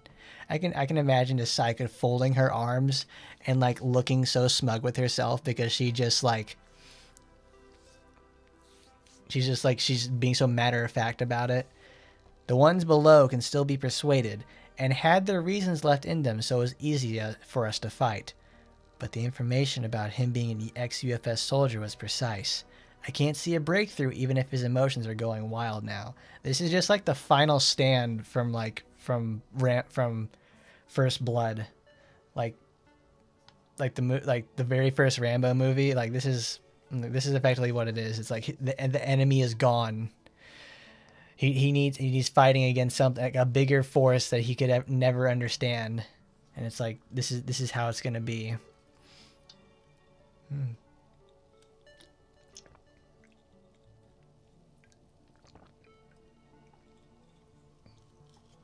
I'll finish my Pepsi. Besides, this exoskeleton seems to be reinforced way better than the others. He's going to be a bit of a nuisance. The damage is limited to the building and products, so he can still walk away. But he's not listening. We should take his weapons and disarm his exoskeleton, neutralizing him first. Also, according to the situation on the field and statements from others, and the security camera footage, it's also somewhat his fault that his toy was taken. If it were that much important, he should have kept it more securely. Man, look at her. Arnett is just like victim blaming this now. And also, if it was broken, then it is normal to prepare a replacement for that toy. By performing an act of terrorism, thinking about the financial damage, fees, and legal punishments, that's too much for a Christmas present, is it? And, including his personal life issues, I think he's just blaming someone else for his own laziness. Arnett said point blank, and then the exoskeleton stopped moving. From what I see, the other terrorists are also taking it out on others for their failure. I've heard that excuse for the 18th time tonight. It is also nature's law for the losers to lick each other's wounds, because if you call the resellers being organized a problem, then you should have organized yourselves too, thinking of a method to resist against them. Stop, stop, stop! Also, taking into consideration, moving aside the resellers and the innocent, it's just that the people who were more busy and diligent than you took the toys. And the lazy ones, who looked like the situation without learning anything, lost theirs. What the fuck is her problem? Oh shit, he was already going berserk and he made things even worse. I just said the most reasonable thought. Am I in trouble again? That's quite the talent you have for provoking the enemy in such a natural flow. Well, that's, I think they had a little bug there. We're supposed to have Psychus portrait on that one. Fuck you! You people who take sides with these scalpers are also enemies. I'm taking you down. For the freedom of the UFS. For all the innocent people. It's dangerous enough that he lost his temper, but now it's not good if he's taking full control of the weapon. The mall might collapse at this rate. Even with my armor, I can't withstand the mass and firepower head on. I suggest taking temporary cover. She's fucking Sheldon. She's just like, actually, I'm going to be, we need to take cover. You're not taking cover with the resellers. You're just being a lazy piece of shit. Sorry, lazy bum. You should have gotten together with the other losers and fought back against the resellers. Who do you think caused this? Above all, if we run and the building falls down, the hostages and terrorists we've apprehended will be, on the rooftop. It shouldn't be a problem. The moment the exoskeleton had Fuma and the others at gunpoint, come forth! Renee snaps her fingers. General Halloween! At the same time as her shout, General Halloween, which was stuck at the back door of the shopping mall, flew onto the rooftop with its boosters blazing. It landed cleanly, remote controlled, and while everyone in the spot was in awe, the little pilot hops inside. What the fuck is that? I've never seen it in the army. I have no information about this new weapon. Haha, don't think of General Halloween as the same as your typical exoskeleton. Worried about the shopping mall being blown up? Running away makes the hostages and the captured terrorists fall in danger. Can't stop the mass of an exoskeleton? Then why don't we make him pick on someone his own size? You're willing to fight me? But I can't back up now. I have my own world to protect. With a cry, General Halloween and the XPS-11 bone. Two giant robots clashed.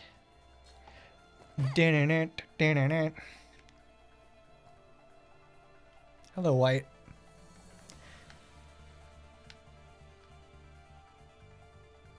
Yep. Uh-huh. That's right. Wow, she's got so much to say. Oh. Okay. We could have calmed him down if we spoke a bit more. Oh, how did it come to this? I don't understand. I just said the most reasonable thing. It's because of you. Some people get angry when someone tries to reason with them. He must be the typical type. In the end, he's just blaming someone else for his lack of effort. That's what makes a human mad. Having a conversation so that the opponent doesn't get mad is called a negotiation. But one day, he has to face his own problems. Pointing to that problem out is the fastest way to solve it, is it not? That's true. I think we need more time to teach this one there, Master. For now, let's assist General Halloween.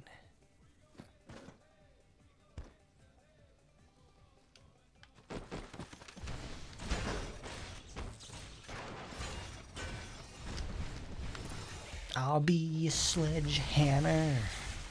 Why don't you call my name? Do do. A sledgehammer. Oh, this'll be my testimony. How goes white supremacist? My white supremacist out here is falling behind. She's a little bit short of the mark. She's not bringing exactly the Fourth Reich out in there in the world. She's actually kind of fucking up at every way, shape, or form. She's very slow. She gets interrupted by gunfire in every way, shape, or form. She's not good. She's like Francis, but it's like with Francis, she was able to get a limited weapon that makes her a bit better. I don't think you can do that with Wight, because if her limited weapons brings her something like, oh, she can get more armor to do stuff, it's like you've just made Murasaki. That's it. You just made Murasaki, and it's like it doesn't help the fact that it's like her healing is crap. Her skills have so much recovery and leave her super vulnerable, so she can't even take advantage of the situations she creates. It's like it's just so much. It's so much. Whoa. Oh, dude, Michael's a Blue Archive player. He's like, whoa. Drones controlled by Michael swarmed like every individual living thing, raining bullets from every direction. With unimaginable agility coming from a heavy-looking robot, General Halloween dodged those bullets and took them out one by one. Although the opponent was a former, he had still served in the UFS. He analyzed Renee's pilot habits and accumulated damage on General Halloween. People, scalpers, come back. People, scalpers always come back. After Christmas, then the next event. I have to stop them, annihilate them, exterminate them. I have to.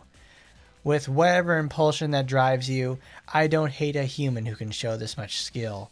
But like you said, I also have a world to protect. General Halloween swiftly swung its spear, destroying all the drones. Then it charged toward the bone Michael was controlling.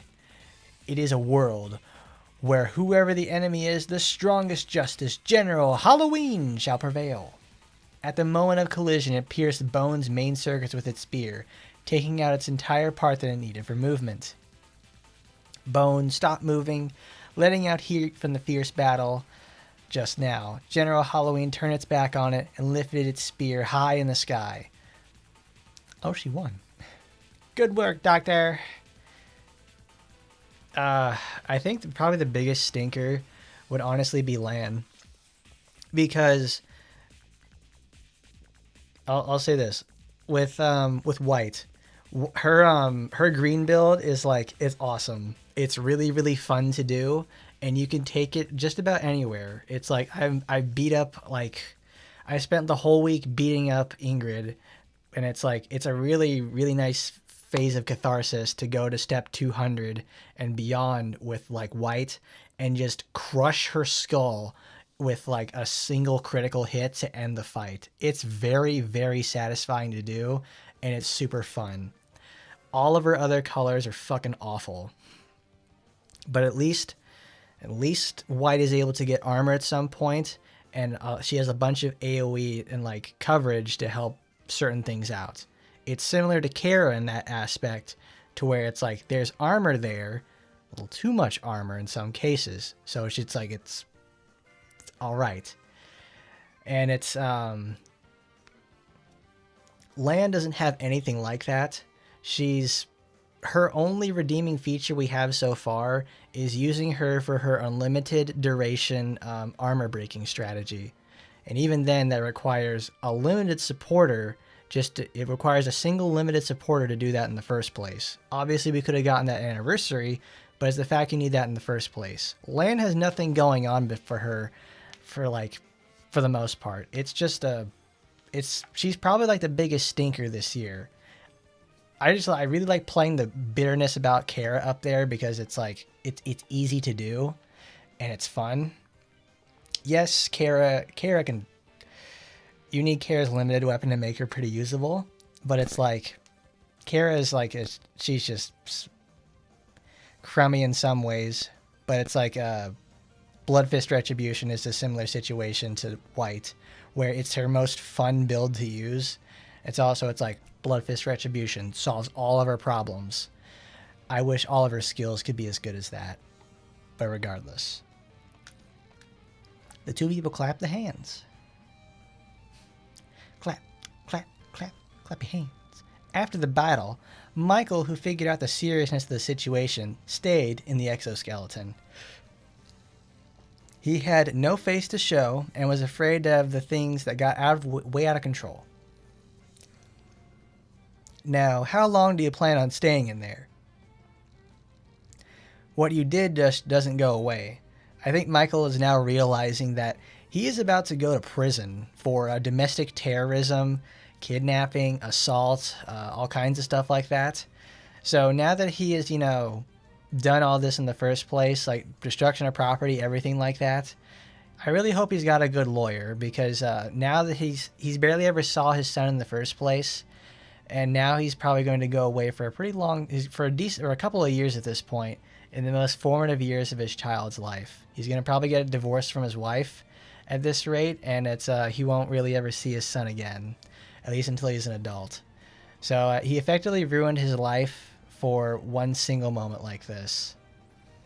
What you did doesn't go away there, man. That's what happened. But as much as your Christmas gift for your son is precious, the presents for the other children are the same. I don't really know much about resellers, but I would like you to think about the weight of your destruction and the time that you spend with your family. Isn't that the most important part? If you keep staying in there, you can't meet your family, can you? After listening to Saika, Michael stepped out. His face was dark, but he seemed fine. Fuma's team called the police that the situation was handled, and the mission was over. It's late, but the day hasn't changed yet. It's been a while, so would you like to go looking at the street on Christmas Eve there, Master? Well, that sounds good. Normally I would be in my kotatsu at the time, but I think strolling around once in a while is good. Oh, it's cold. Inefficient. Any night is the same night on Christmas Eve. You guys don't have the spirit in you, do? Huh.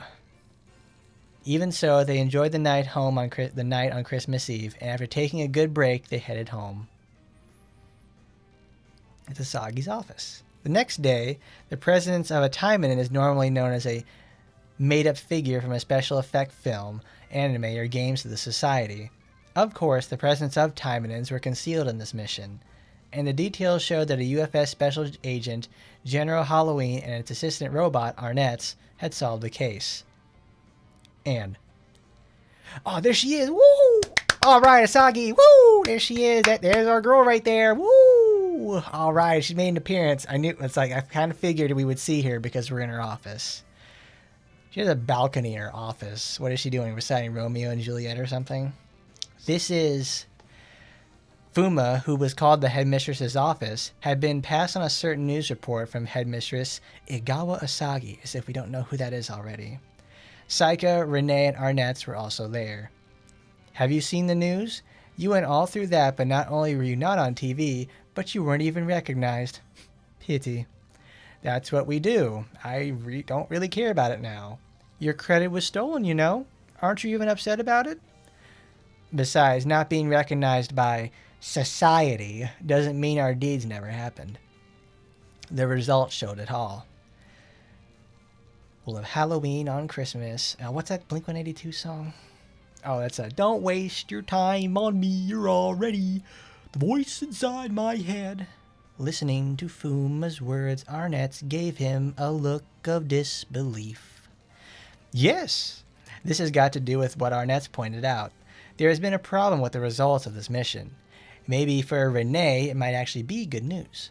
What? Looking at the performance of General Halloween, which took down an XPS Bone that the terrorists controlled, a toy company which was interested in it seemed to have brought up making products of General Halloween and support robot Arnett. This and that? What a weird company. What? Are you discriminating robots? This is why humans are so barbaric. Well, I don't know much about this business stuff, so I told them to send us the files. The UFS already said okay on this matter, and according to the documents, Renee should get her cut from the sales because of the trademark right or license fees. Check those files later for details. Oh, with this, I can finally earn my research fees. A story that started reselling figurines ends with developing one. I fear something that's going to happen. Oh, tell me about it. Fuma and Saika were sympathetic on the case, so they both had made faces with complicated feelings. Asagi smiles bitterly at the two, and Renee and Arnett's were filled with joy, expecting income. It's just that. Following the truth that was revealed later on, the product plans were managed by the DSO, not Renee herself. And only a small amount of the money was paid to them so that they wouldn't cause any trouble again, making Renee and Arnett's understand the discontent towards organizations and companies. There we go. That is how they've relegated Asagi for the foreseeable future. Is she's the administrative role. That's what she's gonna be from now on because, well, I don't know. It's like here she's just administrator lady. Let's turn that down. Need to settings because I can hear the gunshots. Gunfire over phone.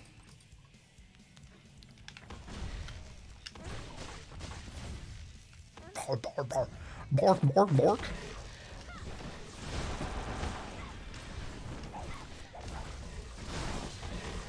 Fucking clunkers.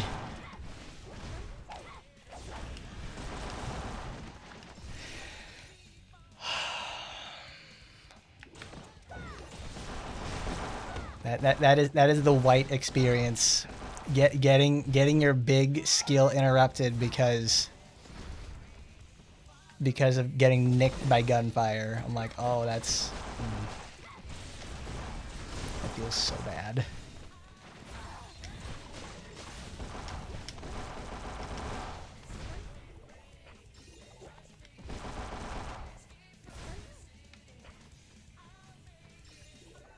I did get this game for Taimanin there, did I? It's like, well, we do have them. It's like we literally have Taimanin Fuma Psycho literally right there doing Taimanin things.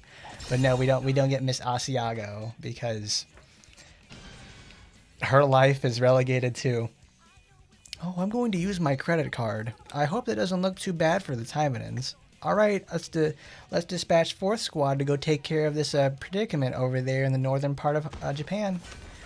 Tokyo Kingdom's got a problem in there. Let's send a detachment. Yep, that's her now. She's no longer, I'm going to fucking kill you, Oboro. I hate you so much. You've ruined my fucking life. It's, oh man, this report's better. I need to get that report from Fuma by Wednesday.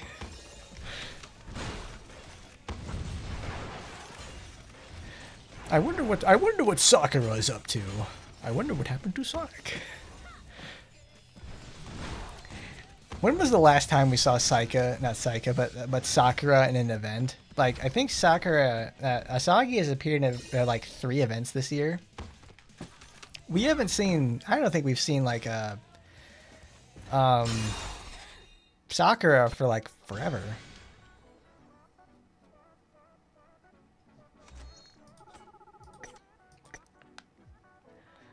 Also, reading back all this stuff for like early Taimanin Asagi, things like that, it makes me really sad to know that Sakura just becomes like relegated to like a comic relief well, she's always been that way.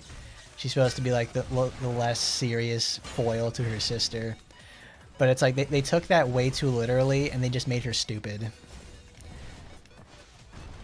They just made her like RPGX Hebico or something, and it's really sad. Because we get to, like, Sakura shows like all the time that she's actually just as cunning and even sometimes even more than her sister, and it's like, why did they do this? This is horrible. This is awful.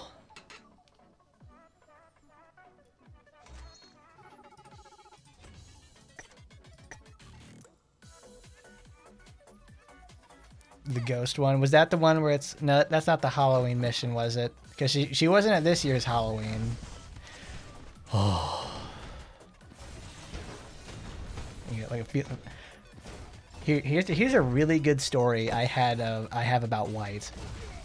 So I was trying to do some like testing to get some footage that was what would be usable in the video, because it's like, I'm very picky about that stuff. I need because what needs to happen in the video is like, I need to look efficient. It needs to look at like at least doable enough to where it can be replicated by other players.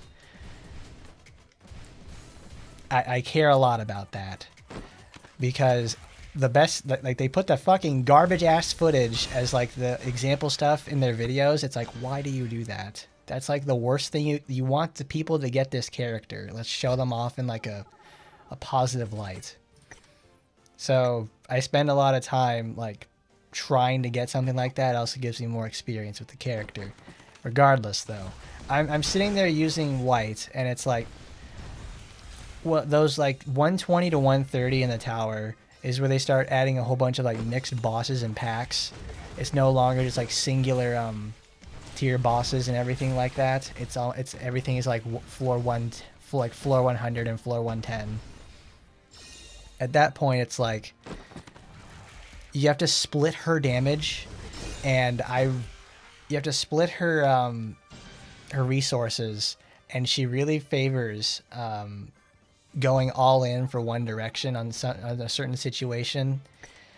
And I was trying not to use her green build, because her green build is like, it's the best. It's fun. It's actually fun to use. So I was using blue, and let me tell you, so like, I know I'm rambling with it, but it's like, I think I spent like 45 minutes trying to like complete. Oh, cool. This is the bug they were talking about. I was sitting there like for 45 minutes on this one level, like trying to do like, what the fuck is going on? How I can do this in green, but any other color just struggles so hard with this. Why? And then I finally just like had it at that point, and I was like, I shut the game off, and I got a headache. That's why at the end of the video, it's like, I say that Wight is just a headache through and through, and then it's not an exaggeration. Bitch literally gives me a headache because I'm so fucking frustrated trying to figure out how to make her work. And I'm like, I have not felt that way in a long time about playing a character. Because it reminded me of like Initial Noah, Tokiko, Francis, and original Murasaki. It was such a fucking chore. It's good.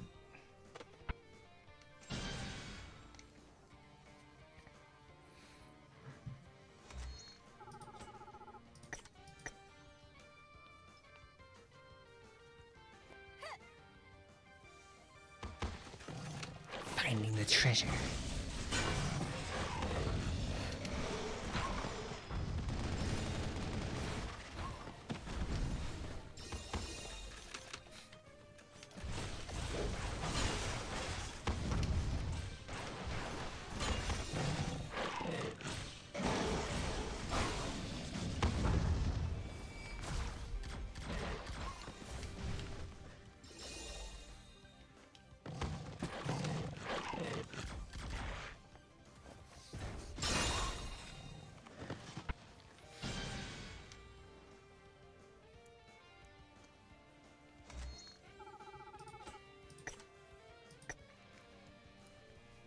finding the treasure of the ghost or something, and Sakura shows up in her witch costume.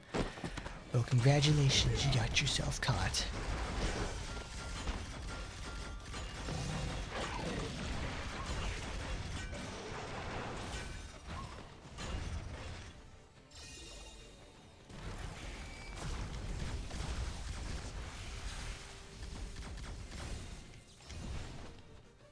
I gotta say, like, Wight's familiars actually do pretty solid damage, and they also like they also oppress like ranged enemies as well, or anything without armor. Like her familiars are like they're not like they're not crap, which is kind of impressive.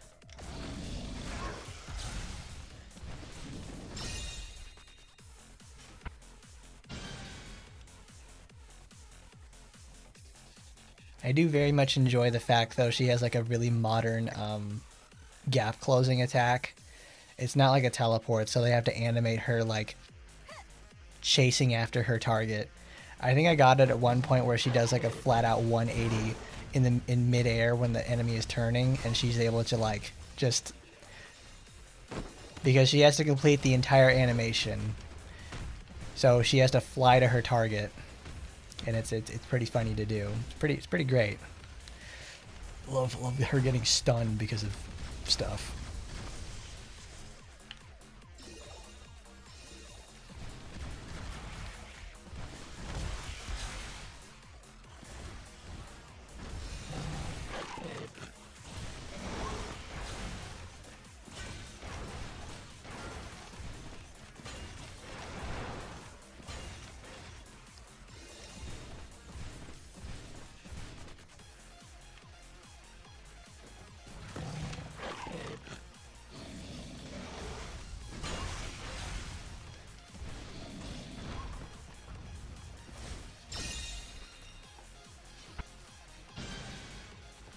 I say Lan is worse because I didn't have fun with her.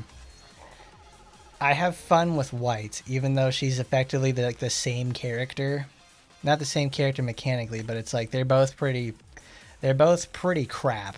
It's like they're both slow, and they don't really have a lot going on for them besides like one thing. However, the one thing that Wight can do is a little bit more versatile than what Lan can do, and that honestly makes the difference. It's like the only I can't even tell you what any of Lan's moves are besides the one that gives me the ability to just break armor for as long as possible. Because I don't want to play with her because everything else sucks.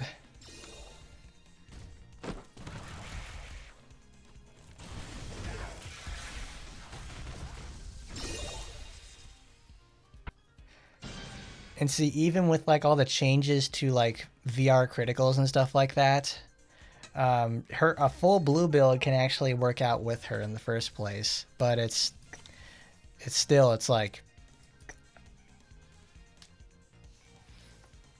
you either have her package weapon so you can take advantage of her sand clones, or you have or you just or you have like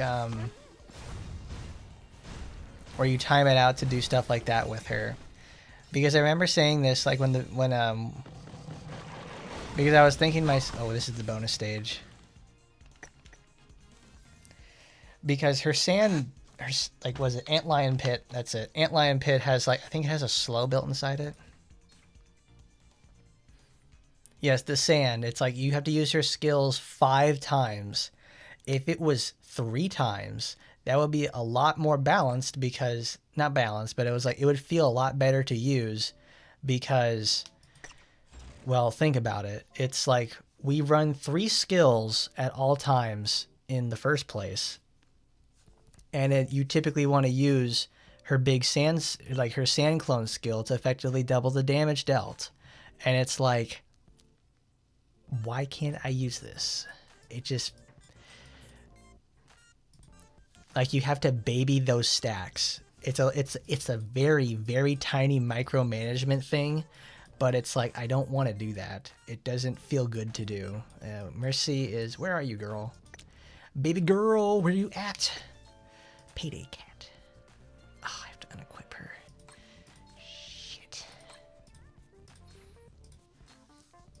Oh, I wish I could change it from the menu, but they have to be unequipped.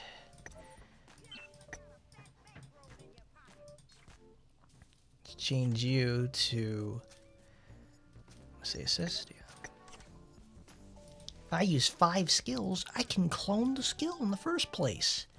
With, what is it, 60%, 50% of the skill's damage. And if you upgrade her weapon to max, you can now do, what is it, not double damage, but it's a second clone. So you can effectively make it do a grand total of double damage. But you also need to time that itself in the first place. Which is kind of ass. She's just like a... Man, that girl is a bucket of crabs. And I'm fucking bringing out the Zatarans. I'm bringing out the Old Bay. Because I want to... That bitch is cooked, to say the least. Like, holy shit. Alright, where are you, Mercy? Mercy. I think... Did Mercy get a new costume recently in RPGX? I remember seeing something about that. That would be cool. Let's get out... Watarase Samugi. Well, see, the best thing about Lan is the fact that she brings in this supporter. This supporter is, like, absolutely fantastic. Because good old Chinese Union Investigator, cooldown time, more damage with skills, and this is actually, like, the best part about it with Wight, is the fact that it's, like, it gives her skill spam, and it's also 40% less damage while using a skill. I can't tell you how many times that, like... Because she has such long animations with her skills, she gets to take huge advantage of the damage reduction in there. And believe me, she really, really wants to take less damage during any of her skills. Like, she has, there's like, what is it? It's her blue skill that has her stand. She has to stand still for another like 2 seconds. Oops. She has to stand still for another 2 seconds to get off the, to finish the skill. And I'm like, what are you doing, girl? What the fuck are you doing? Let's see.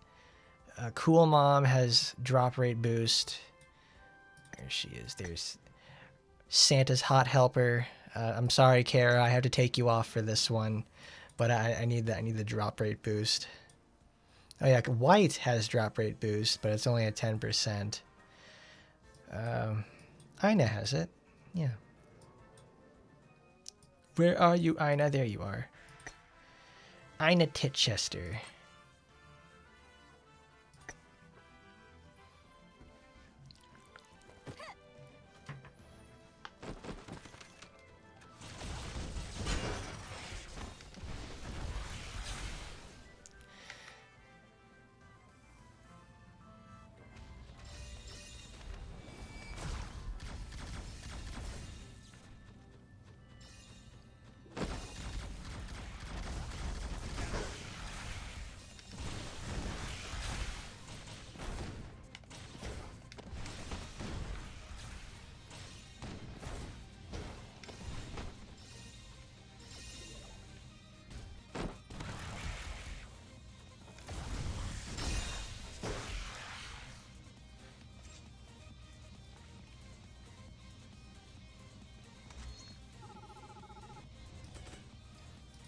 Alright, since everybody's so close together, we need to get Vortex. Vortex is like, that's a fun skill, because, alright, raise your hand if you have used Murasaki's spin cycle skill within the last year. I can guarantee that's gonna be a resounding 1 or 2 people, if even that. Because it's just, you just sit there and get, you just sit there and get hurt. That's it. Oh, stop. Oh, Lord. It's getting out of control. Get rid of you. Oh.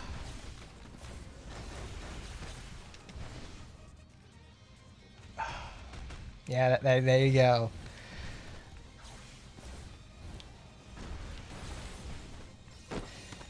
Vortex of Death is just Murasaki's, like, spin, but it takes it within, like, 2 cycles, and that's it.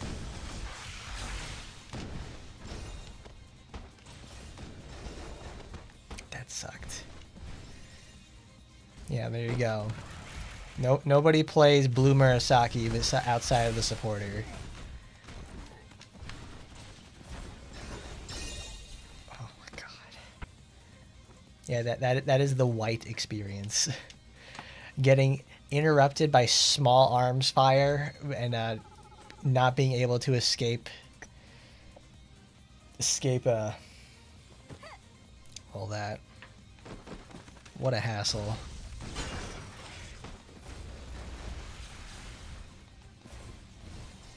Though I think everybody succumbs to the funny drones that for some reason have like a 5 to 8 second stun. I don't know whose idea was to give him something like that.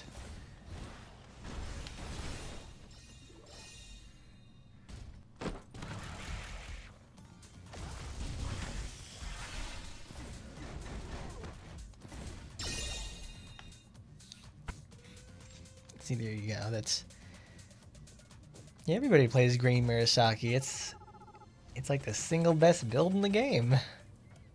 It does everything you need it to do. It heals. It gives the easiest, most simple. It gives a gigantic slow with defense down. Like, that is from year 1.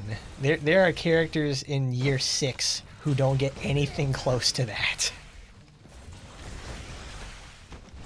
Still the most shining example of like a retardedly broken character. The only character that even comes close to that is Ragnarok.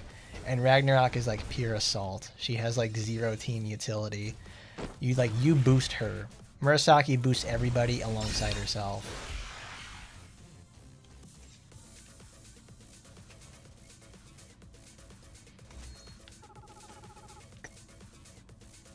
Like Hajime Ragnarok comes close, but it is close but no cigar. Smack you once, I'll smack you back. And there.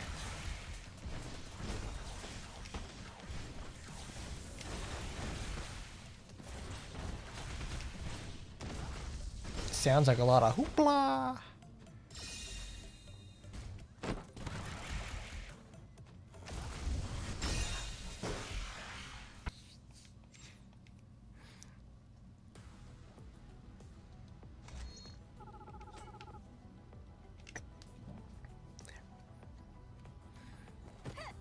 Ragnarok is what a crazy character, to say the least. Because it's like she's just power incarnate. Because it's like she does everything. It's like this is like what it feels like when Rin released for me. It's a character who can do everything with like minimal effort.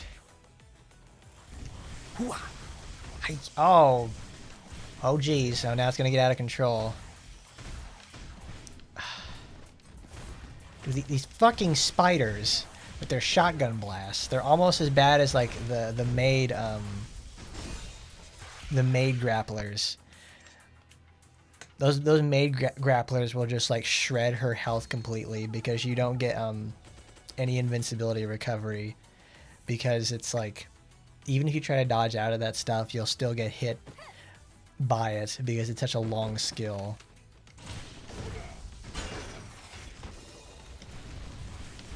Please stop. Go before they spread out.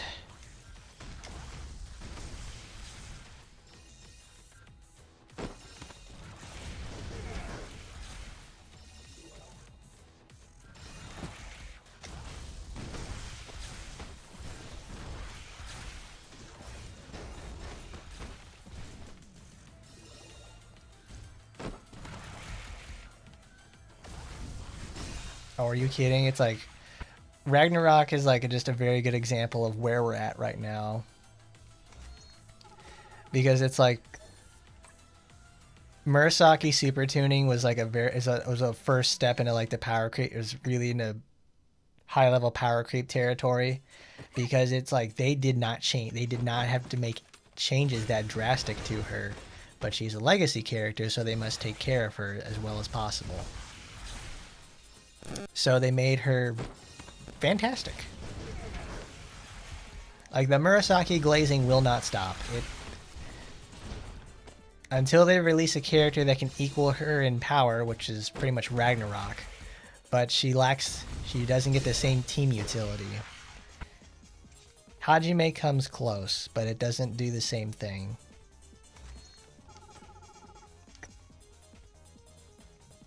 Ragnarok's got like localized control, even though she has an unlimited combo from like minute 1.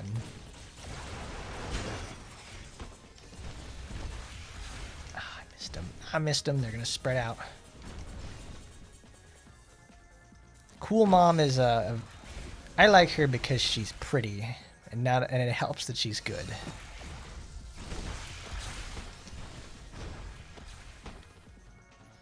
Because it's Rin is one of my favorite cases of pretty character, but also way too good for where we're at that point. Like quite literally a do-it-all type of character, with not enough content for doing that. Shizuru's renewal is awesome. That is like that is the one time, like that was this year too. That was like, I think what. I know it's tough to remember, but it's like what our renewals this year are. Kiara, I know that's hard to remember, but she got one this year. Kiara, Shizuru for sure. Felicia, no, it was Kiara, Shizuru, Sora, Felicia, and then Saika. There's a 6th one I'm missing, and I can't remember. Oh, I think it was Micah. Yeah, because Micah got Deep Impact this year. I remember that because at work we have the TV. Oh, Ann Rose. Who gives a fuck about Ann Rose? No, Psycho was... No, Micah was last year. Psycho was this year.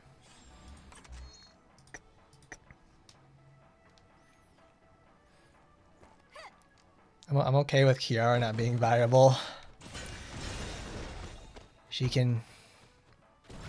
I like her mom better. In every way, shape, and form. Vanilla Ice over there can take a hike, you know. I don't like Ann Rose. It's like, why do I have to care? Like, I was very reluctant to even do the fucking stream for her in the first place. But I know it's like, I know how much people like her, so we did it anyways. It's like, ooh, good stuff. It's like, oh wow, she's strong. Oh, she was Total War relevant for for a month. And then she got replaced by better character, Saika. Then she got replaced with a better character. And I'm like, okay, I can dig that. I don't like her. It's like, see, that's the thing. It's like nobody will defend Tokiko. I've been hating on her since her release, and then it suddenly comes down to Ann Rose, and it's like, whoa, buddy, slow down. That's my wife you're talking about. Not a soul of defending Tokiko. When it comes down to Raisin Bran Rose, it's like, oh man, I'm calling the police. This is Ann Rose slander. The Ann Rosander is. I will not stand for this. I can't even sit down. And we're gonna keep reminding you. You're gonna know. We're gonna let him know. We're gonna throw him out in the cold. We're not giving him his jacket. It's so good. I mean, it's the same thing with Sora. She's still Total War powerhouse. Yeah, you can use Sora. Sora's cool. Sora's fucking awesome, even. Oh, just right outside of the range.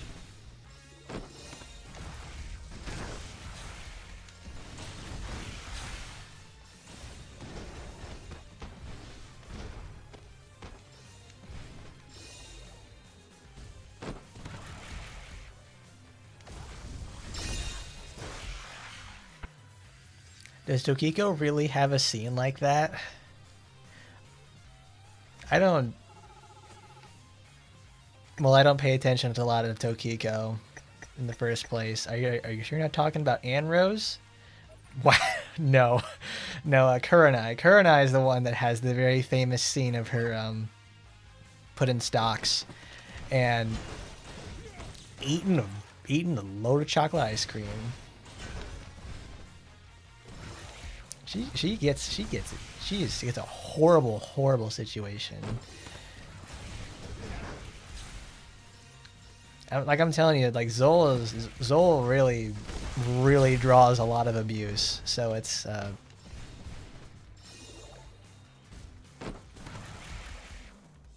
was like, there's no way they would give Tokiko something that punishing, because it's like that's pretty rough.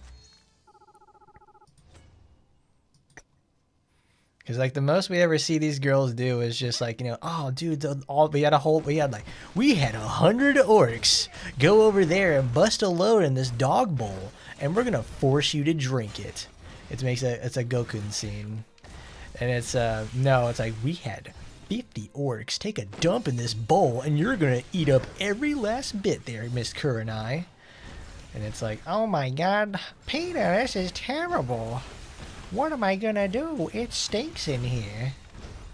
But Kurenai is just gonna be fucking Peter Griffin. That's gonna be like the one of the most interesting ones to do when it's Taimanin Kurenai time for her portion of the review series, because she's just Taimanin Kurenai is a prequel. It gives information, and it's also the sheer fact alone of like that is the enduring legacy of Kurenai is haha fucking stinky.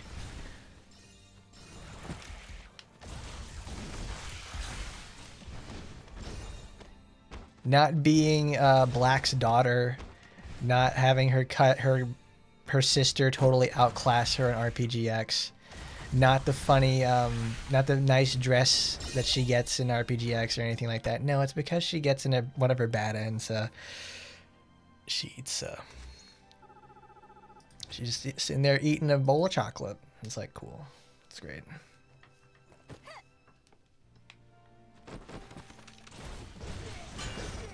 On my other monitor over here, I have like my TCG player cart with all my save for later stuff in there. I'm looking at it, I'm like, I have a Valakut the Molten Pinnacle put there in my cart. That thing costs $14. The hell is happening that makes Valakut cost $14? I know it got reprinted in Avatar, but it's like it was $14 before Avatar. Like, what the fuck is that?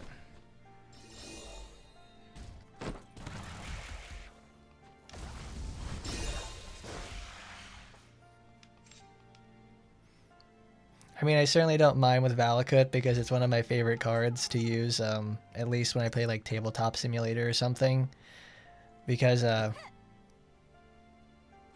was it Gruul? I have some Gruul decks that use it, and it's like, I love, get 7 mountains. Use my shock lands, or I go play like Naya or something like that, and I have my shock lands out there. Get that color coverage. I got 7 mountains out there. I put another one down. Man, if you can believe it, I'm putting down mountains once again, doing 3 damage. I'm using Gruul Turf. I'm putting things back in my hand. I'm doing math. Tokiko has some surprisingly messed up scenes. In Battle Arena, she's got a Guro bad end scene where all of her limbs get ripped off and stuck on a pike. See, that's like the kind of stuff you'd expect in like just a good old Taimanin bad end right there. It's not like that's a Taba bad end for sure, because that's before like RBGX. Like I will say, it's like it's a lot. All the scenes in there are a lot more vanilla. There are a lot more appealing scenes in the first place, because I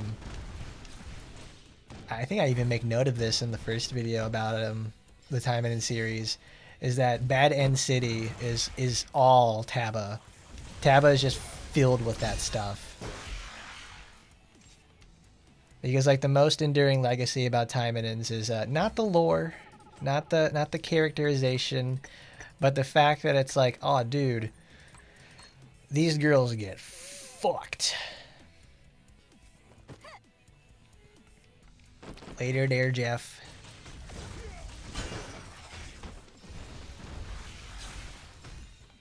Missed one.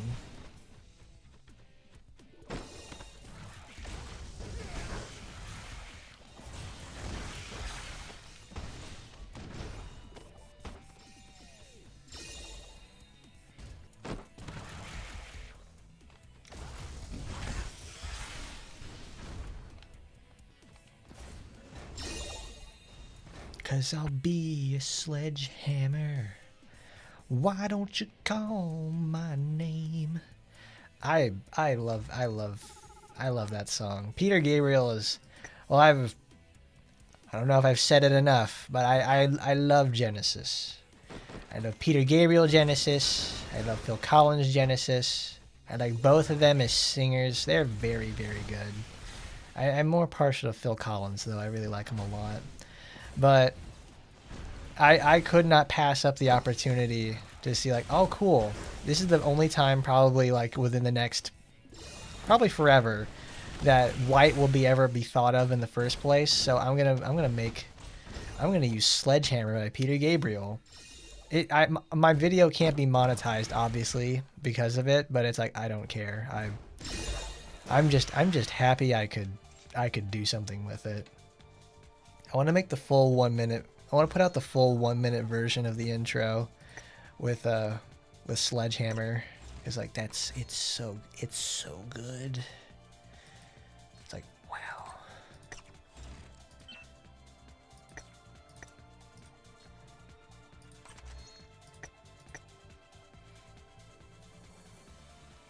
One day, I think it was last Sunday, my friend came over and he's just like, I told him like, oh dude, I brought my Pokemon cards from home, and I wanted to show him like part of my collection that I had in there, because I have a bunch of Gen 3 stuff, like a bunch of foils and other like master collection, like not like a master collection of Gen 3 stuff, but it's pretty close. It's very extensive. I brought to my apartment like 4 boxes. Ugh. I brought 4 boxes, and it's like, he took out his phone and he started scanning them in the first place, and it's just like, dude, you got like fucking $700 worth of cards here. I'm like, I do? Well, I mean, I knew I had value in there, but it's like, shit. We found like a $400 Charizard in there in the first place. I was like, what the fuck? I mean, I knew I had stuff in the first place, but it's like, I didn't think I had that much. Well, at least I know I'll have, if anything bad happens to me, I'll have enough to cover my medical bills. Also, it was the first time I had looked at anything in that collection since like 2011. So everything's all creased and everything like that. Not creased, but like bent. So we're taking out like the high value cards, and I gotta like splay them out. You make videos on an ecchi game in the first place and it can be monetized? You can monetize just about anything on fucking YouTube. That was a really huge day for me when it like, I think that was like 2 years ago when the channel finally got monetized. It was insane. That was a great day. And the fact alone that we got like a really huge boost this year to the channel, it was like, it feels great. It makes me confident that like my Taimanin projects will do fine. Because what I want to do is like, I want to get all the videos out there in the first place for the retrospective. And then what I want to do is like, there's all the individual ones, and then we'll have the Taimanin series retrospective, the movie, which will be like probably 4 hours long. So if you wanted to watch it all at once, you could do that. Which is what I figure will happen. Because splitting it up into something like that, it's like you can watch it as a long form documentary series, which is what I want it to be. Because I think the first video for it is like 28 or 30 minutes. This next one's probably going to be in the neighborhood of at least 35. I'll be like the fucking Ken Burns of Taimanins. There you go. It's fucking crazy. Yeah, this year was really, really huge for the channel. We've hit 3,000 subscribers, which is honestly crazy. Like, I didn't think it would happen, but yet here we are. It's like, that's 3,000 people. The views certainly don't reflect it, but it's like, I hit the funny number went up, dudes. It's fucking awesome. Look, we're about to level up too. Because I can tell you this much, just certainly expect Taimanin Sagi 2 before Christmas. Because right now, in terms of it's still in the middle of writing, but I need to get the footage of the last third of the game, and then I need to, because thankfully, like the middle portion of the game is like the best part.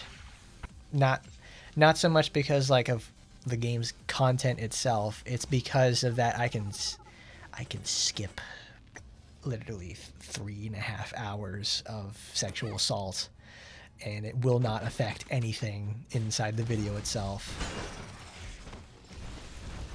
Though the thing is, it's like I obviously can't include the content in there in the first place, but stupid bastard, come on, just shoot her. But there are certain events in the story where it's like Asagi has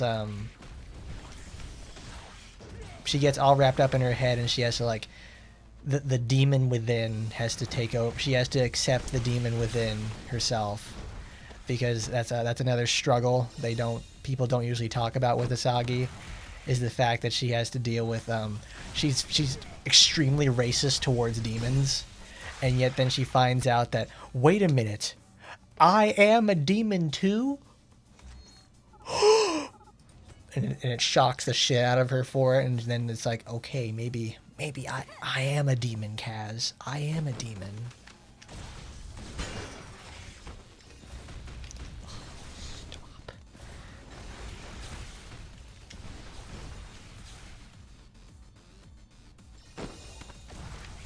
I'm really sad they don't use Asagi's Kage form in any other capacity. Like, she gets the purple skin with her with great ninja greatsword Orin, but it's like, really wish they would use that more often. It's my favorite outfit for her. She gets her demon claws, and she's just goes Kung Fu Asagi. Are you shitting me there, bud? Come on.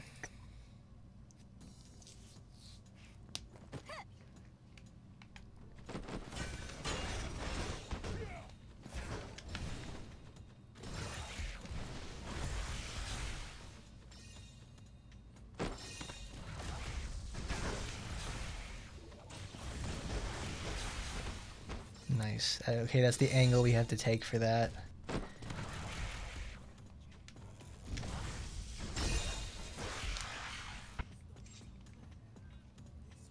See, it's weird because Taimanin Asagi 2. Oh wait, rank 122, yeah baby.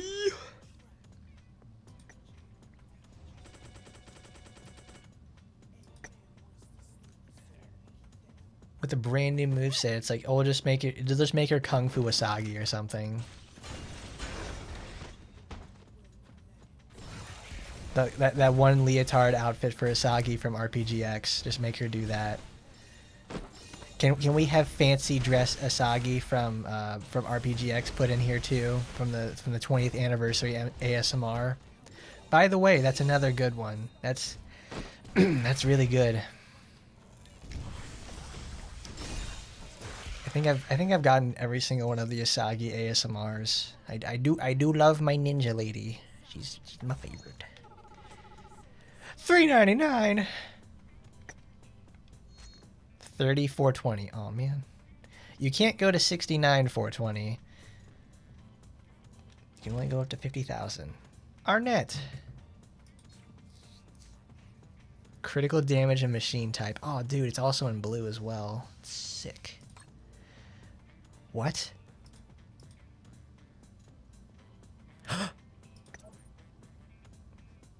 Wait. Oh, damn it. I was like, no. I was like, oh, are you serious? You mean I can roll the box, like, all at once? Combat robot. Arnett's reporting for duty. Battles, chores, leave them all to me. I'll carry them out perfectly. Are you like the robot from Rocky 4? Rocky, no. You can't go to the moon. There's no oxygen up there. I gotta do what I gotta do. I gotta fight who I gotta fight. Those aliens out there are too strong.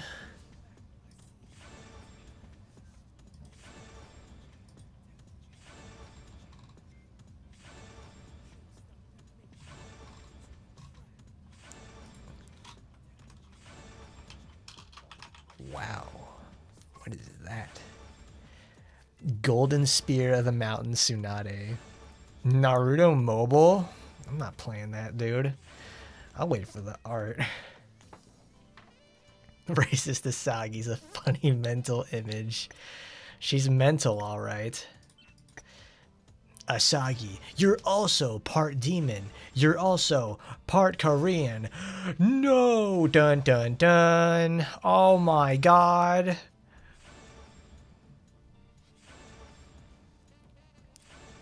It's like, I hate these guys. These demons. All they're doing, it's like we fought so hard to keep them away from you guys and protect you all. And these dirty, disgusting demons are out here fraternizing with the humans in this goddamn hellhole. I'd kill you all myself, but I have a job to do. It's just really funny just reading like all the time Asagi's just, I fucking hate everybody here so much. I just want to explode. Happy birthday, Polly. No, if there's no oxygen for me, then there's no oxygen for them. Hey, Polly, look what Rocky gave me. And he crashes into the wall. It's so good. You can't go to space. There's nothing there. It's awesome.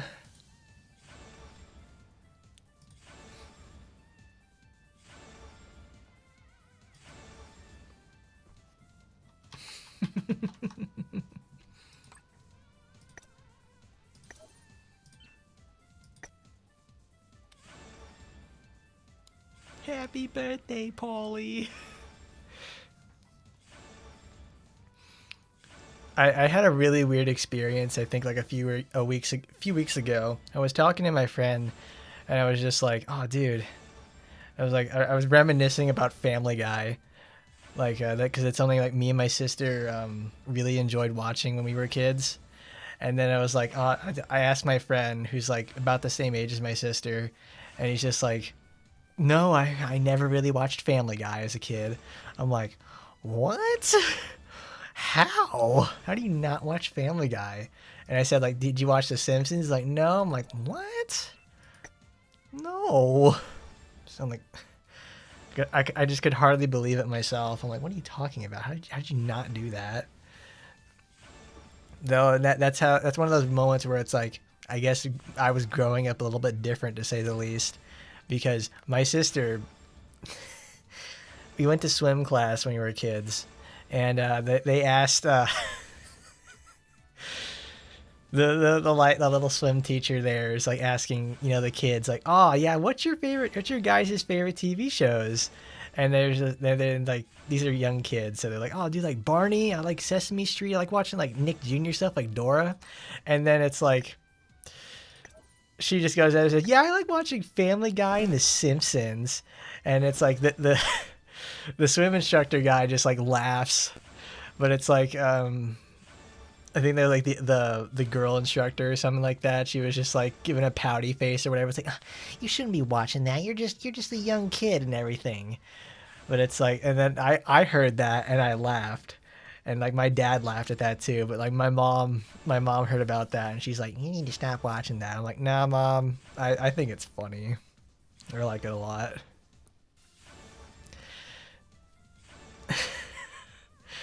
That was great.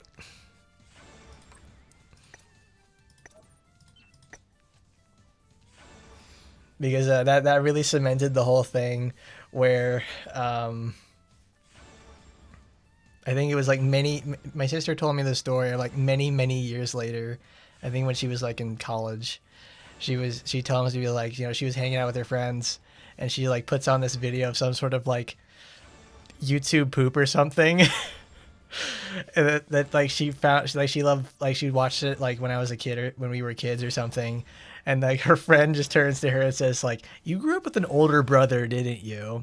And she's like, "Yeah, I did." She's just like, "Yeah, I kind of figured because this is something with like an older brother would watch with you," and it's like because it's so true because I'm the one who's showing her that in the first place, and it's fucking great. Like it just makes me laugh.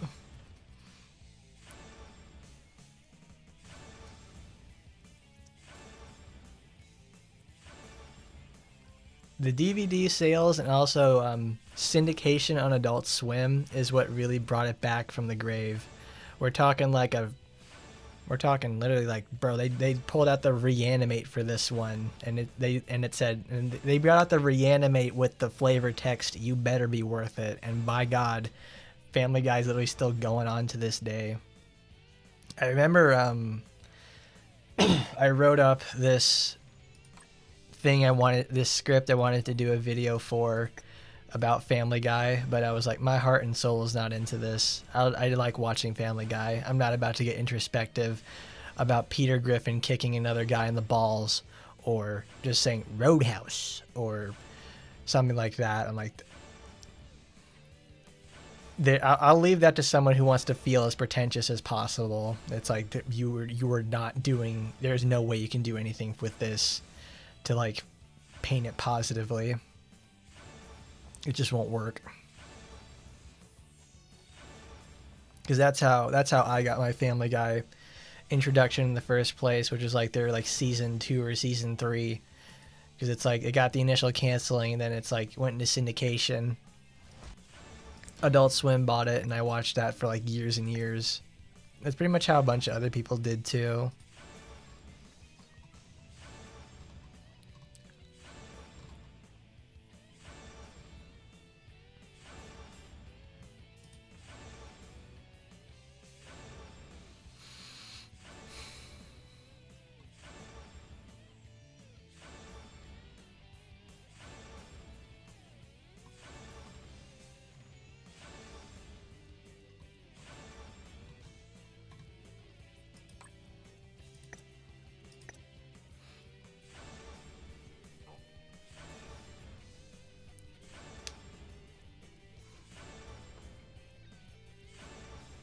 Something I always like enjoy about Family Guy and also American Dad is when they like do the musical numbers and everything like that.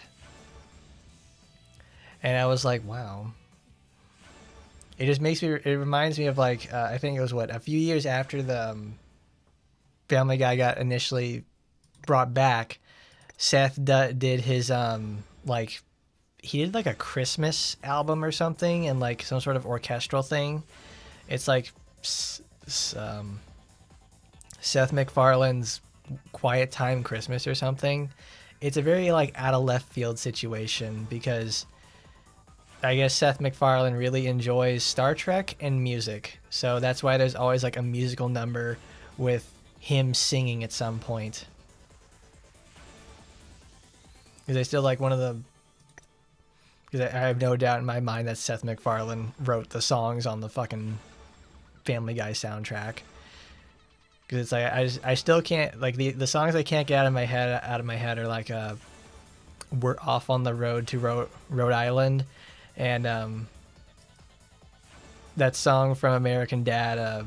What is it? When Steve gets in a boy band with like the 12 other people, it's like the B12. That's it. You need a shot of boys 12, it's overdue. Ooh, yeah, girl, you need a shot of boys 12, it's overdue. You know, that one. I like that a lot. I remember watching that as that premiered. I'm like, wow, what? That's very surprising. They just do a lot of good. They do a lot of fun stuff with that. Seth MacFarlane loves musicals. He really does. It's like this man is 8 shades of crazy, to say the least. Because I remember renting like Seth MacFarlane's Cavalcade of Cartoon Comedy, which is effectively just sketches that got cutaway gags that got denied, and stuff they couldn't find a place to put into an episode of Family Guy. Like, I remember there's like, they just have like long form bits of, they either just like bits that are way too gross, too outlandish or racist, and or just like too long. Because I think there's like one of them in there is like, at least on the DVD, is where they have like, it's microwaving a puppy, and it's like they put the timer for 2 minutes. I think they put the timer for 1 minute in the microwave, and you get to watch it. You just watch it explode there at the end, and it's like, well, obviously that didn't make it. That was obviously, one, it's too long, and two, it's like it's just unnecessarily cruel. But yet, that doesn't seem like that was from like, I think like 2008. That doesn't seem like something that would be too out of the ordinary on like modern Family Guy or something.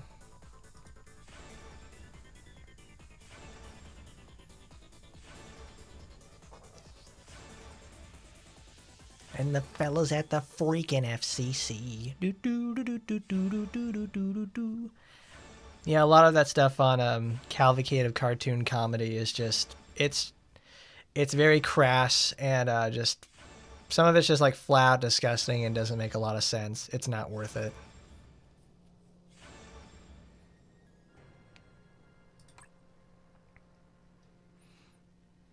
Because it's effectively just like sketches that Seth designed for people he doesn't like, and he just puts them there. And if they couldn't get onto Family Guy, it's like, or if they just couldn't get onto Family Guy. That Mario one actually got reworked into like a Prince Charming one, I think that's on the DVD itself, because I remember something like that made it in there in the first place.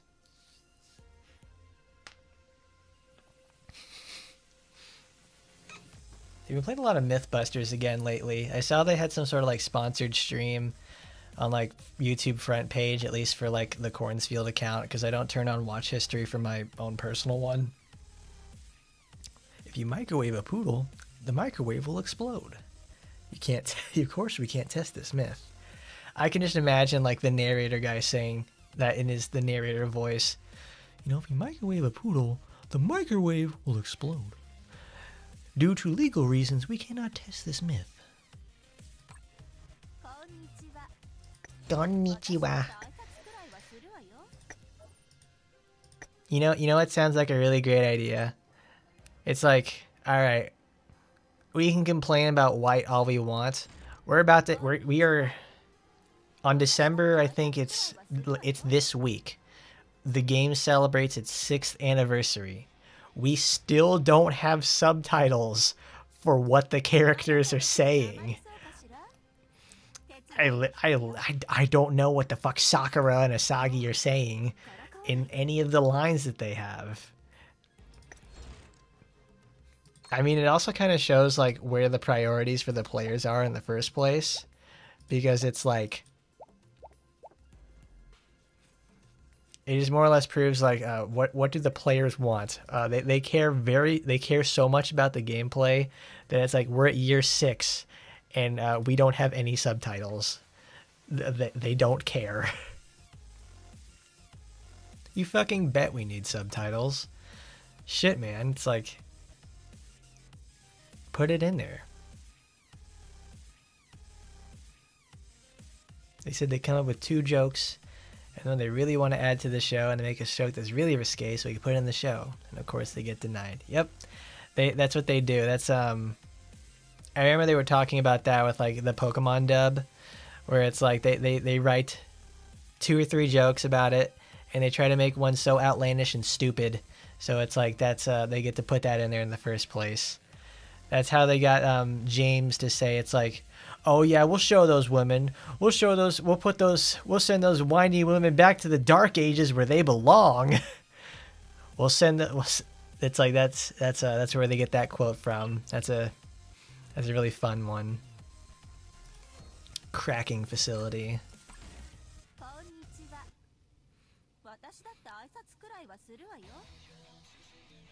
I mean, the thing is, it's like we have so many things in the first place in the game. It's like we have what? Let's go to language set. Let's go to language. Let's go to language. We have 6 languages supported: Korean, Japanese, English. What is it? One of these is like simplified Chinese, and this like traditional Chinese, and Espagnola. So we have what?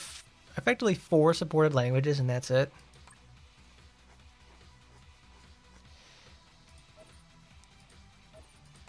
Ten dies. Well, I just curl up and die then.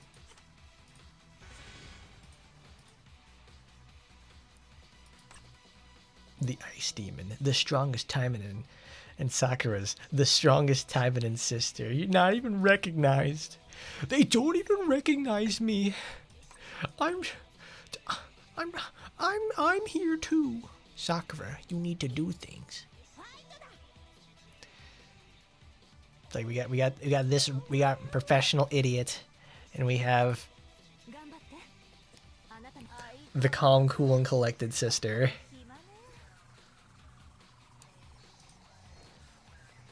So you've got to say ding-a-ling, 'cause you can't say penis. Oh yeah, we finally got a 5/5 copy of Mirabelle, because it's like I did that one. It's like, it's great. That was a rough. Yeah, Wight said something here, but we obviously don't know what that is because that's the way of the road, Rick. We don't have any subtitles for anything like this. I mean, bro, we got the space right here. It's okay. We can have it.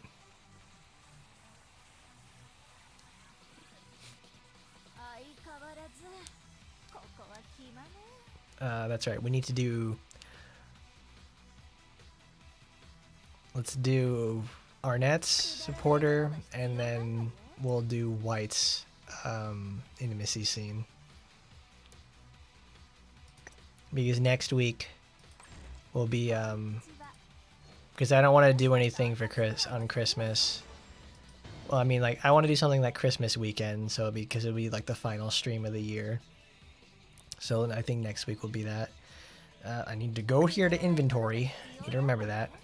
Ooh, well, let's use our ticket. All right, bros, let's go gambling. What are we gonna get? Oh, Christmas. It's great. That's fucking awesome. Just turn a blind eye on me spending money for the sake of scientific progress. That said, you'll have to hang out with me again today. This is awesome. Dude, she embezzles money just like Rio. Oh, wow. And everybody knows just how much I love Miss Sukasuki Rio, my favorite Blue Archive character. Right up there with Koyuki. Wow, both of them embezzle funds? Oh man, I must really love gold diggers. Sick. Fantastic.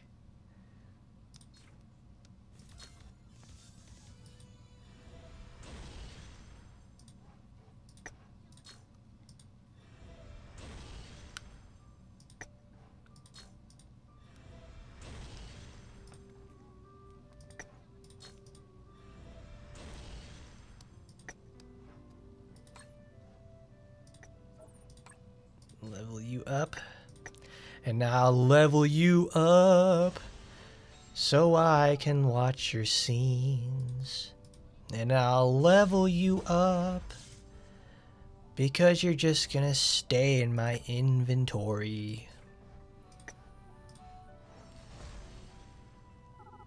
Well, actually, no. She would work really well with Emily because typically I like to play her in blue, so that works out.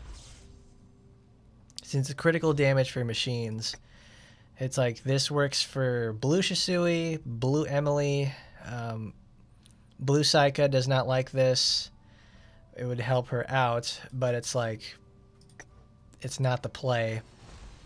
This is actually quite nice for Mirabelle as well because, well, she's obviously a machine, but it's like her blue skill is, what is it? It's damage modifier combined with, and damage modifier, defense shred, and then you can make a big crits. So it's like perfect. That's like, that's good. That's nice. That's actually like really, really helpful.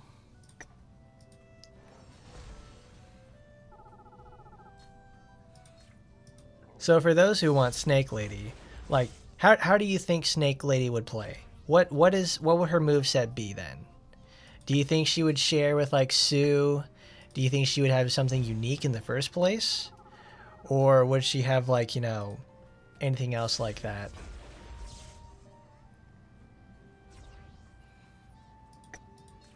I mean, obviously, yes. The immediately go-to thing is she would be a grappler. She's a wrestler. We obviously see her do that stuff in the first place, and she's got the big boner.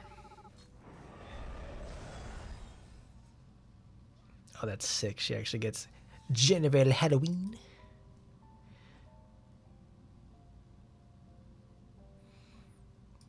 Yeah, she gives the people's elbow. She'll do some splashes, some drop kicks, clotheslines.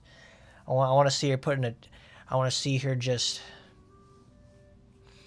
see her put somebody in a chokehold. Go RKO somebody. I just said, I know you said it, I'm reading it back to myself. Genius mechanic. Damage, reduce damage, increase crit rate, team boost. Very nice. Teamu boost. Yeah, let's go back here to event story. Let's put that back on. We don't say no. Wait, Renee. We need to go find Arnett. Even though Miss Arnett is has no benefit on Wight. It's just satisfy the condition.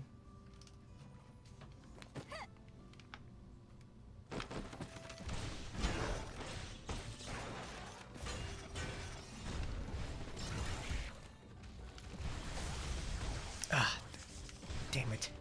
Damn it.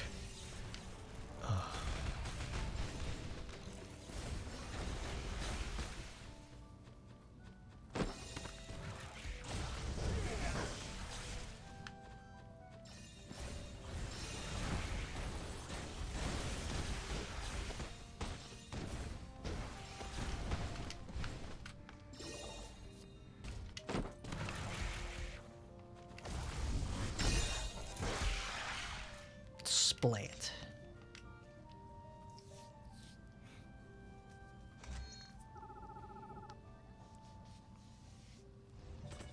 I mean, Snake Lady learned from the best with, you know, her, what is it? Snake Lady's intimacy scene in her, in her, like, supporter or, like, her character event thing.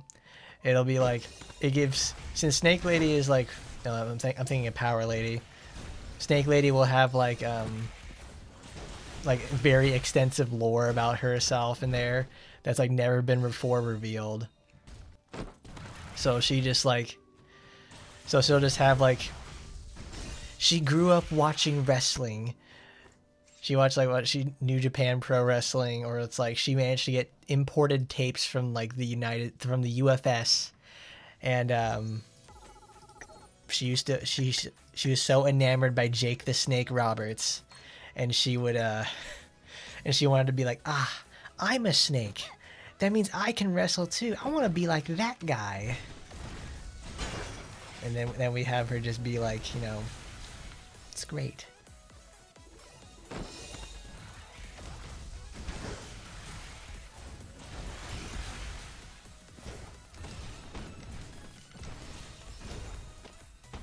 It's still real to me, damn it. Oh, who was the guy that did like all the management and announcement stuff for like ECW in like the 80s and 90s? It's not like Will Arnett. It's some other guy. He has like a really great documentary series on like with the kayfabe commentaries, and it's a really good like It's like Timeline with like Jim Harris or something. That is a wonderful video. That's a wonderful series of videos.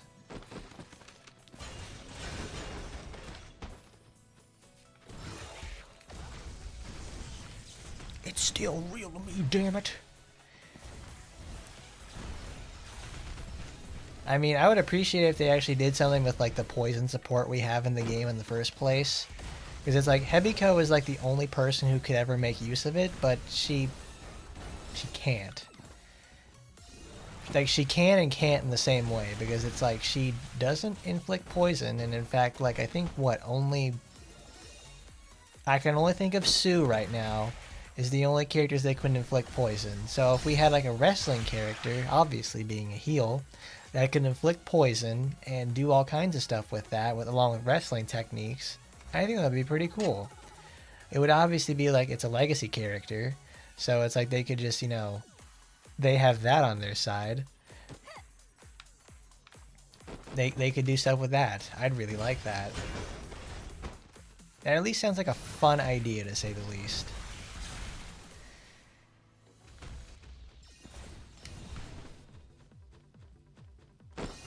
But I don't know. It's certainly. I don't know. I'm trying to. We'll make that like an early New Year's resolution. Let's stop complaining about Kara, even though it's so easy. I managed to slow myself down to almost nil about talking shit on Tokiko, so I think I can handle this.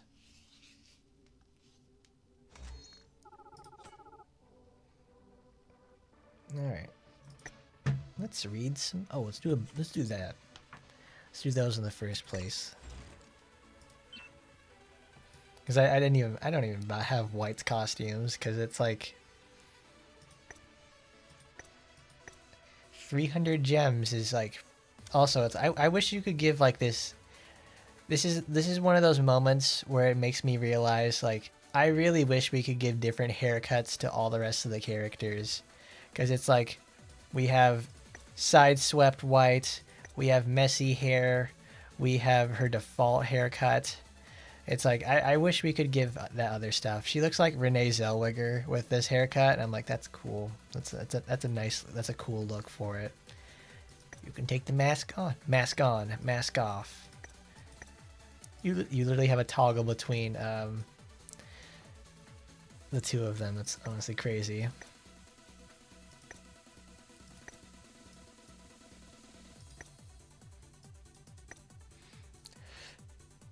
I'll be honest, I don't know who this is supposed to be.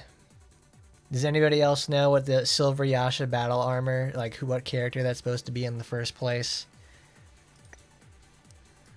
Because now she looks like fucking Zordon or something. No, in fact, she looks like a lip syncer from fucking Power Rangers.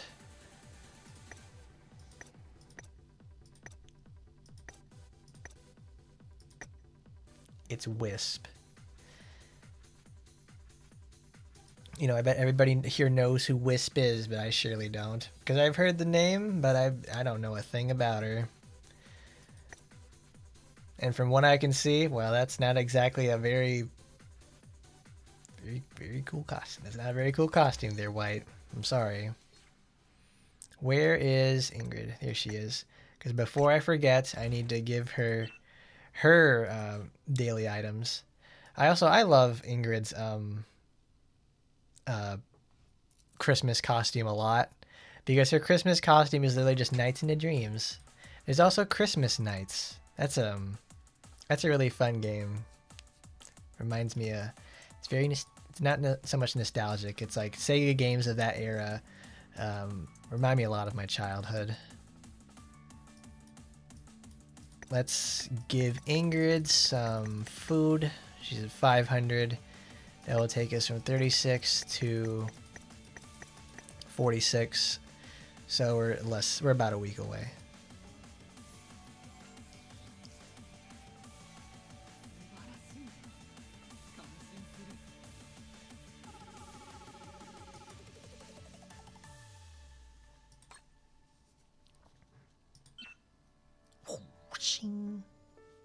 Dude, she's got Frostmourne.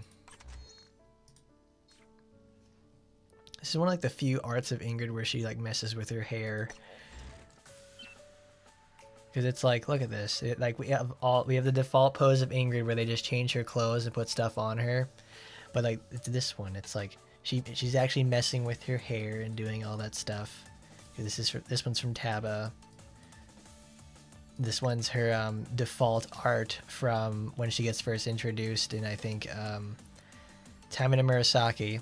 Because also in Taimanin Murasaki, she actually has very large areolas that you can actually see around the shirt. Same with her default outfit, but they obviously nerfed the shit out of that. Because for some reason, they just don't exist anymore. She's like the one character I don't... Even though as much as I really enjoy Ingrid, I don't have her rival outfit. Because I don't like Oboro. Even though even though in the contest of who wore it better, Ingrid obviously does. It's a matter of principles, you know. Regardless, we need to switch it back to Wight.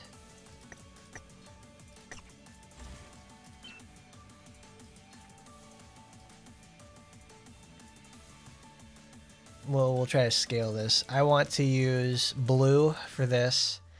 Because I want you all to see just how fun it can be.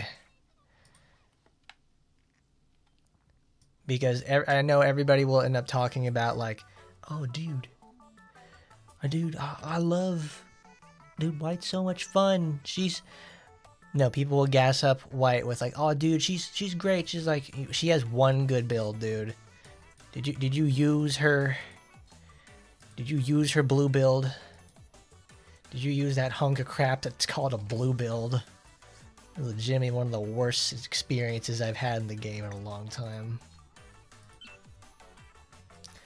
Let's see, we'll get rid of Quake. Vortex will redundancy. We'll get World Reverse. Puppet Cannon, there we go.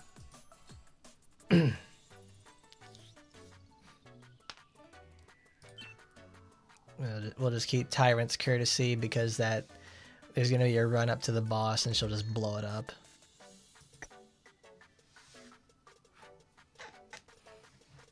I would certainly appreciate if they added that back in the game because it's like it makes them feel less like Barbie dolls. I mean they are for the most part, but it's like, you know, it doesn't make them look like they're just totally polished on their totally polished up there, to say the least.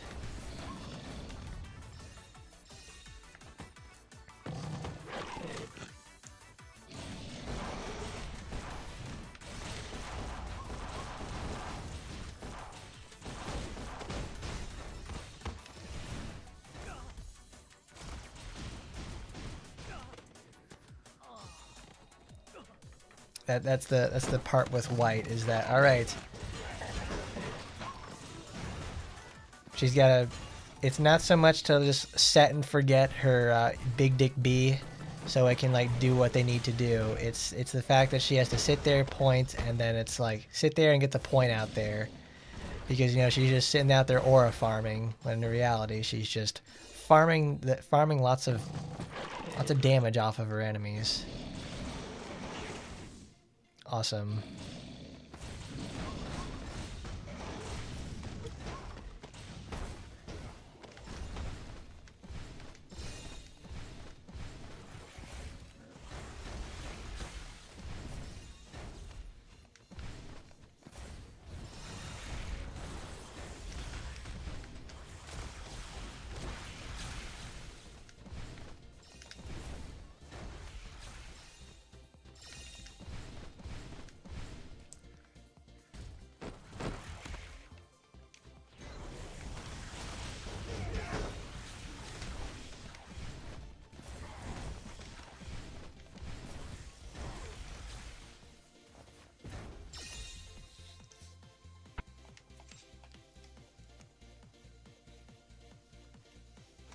So with Snake Lady, they would typically like to, introduce a new character, but it's like they also like to bring in them with like a specific passive.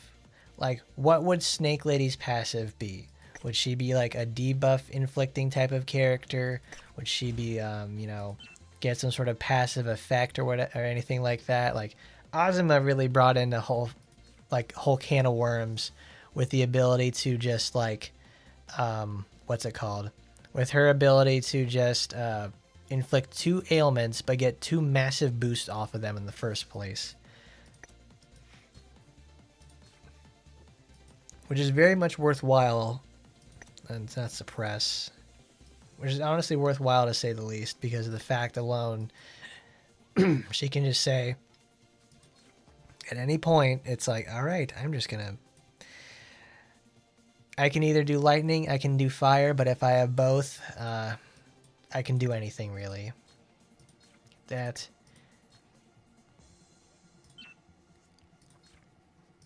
Hammer fall. I can't use Vortex. We use Quake.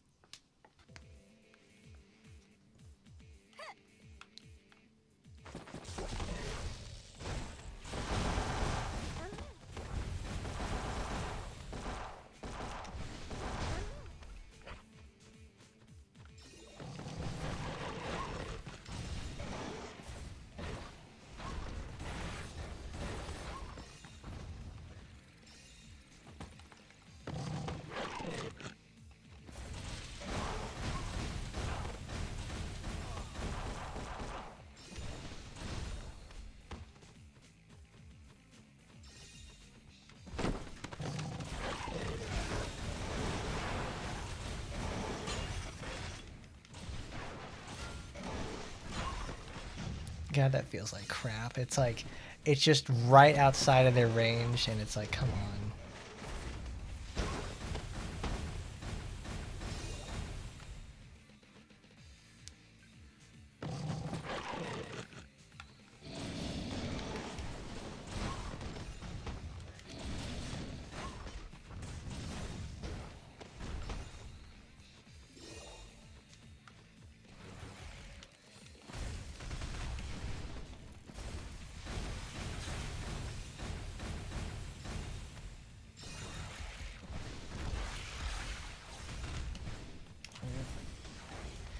Come here. Come. Oh.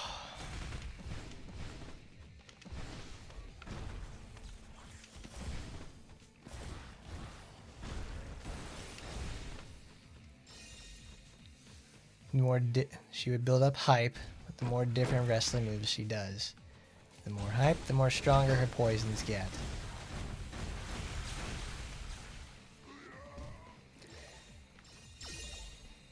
Because I'm trying to think about, like, if she was going to do poison, she would obviously do poison at some point. That would be her main thing that she does. Like she'll have like her main color that would use like poison, or more or less, in fact, she would have like a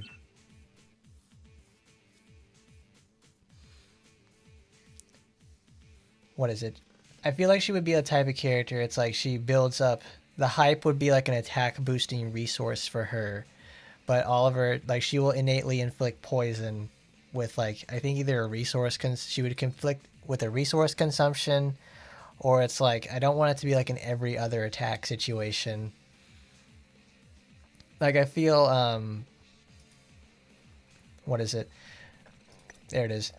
With Foxy Grandma, with how she can inflict stacks of puncture, I feel like she would have probably like what, toxicity or something like that, which would be like her unique form of poison, and would still behave the same way as poison and get the same modifiers off of it, or just inflict poison. She could do that, and it's like you can make the poison stack, and it's like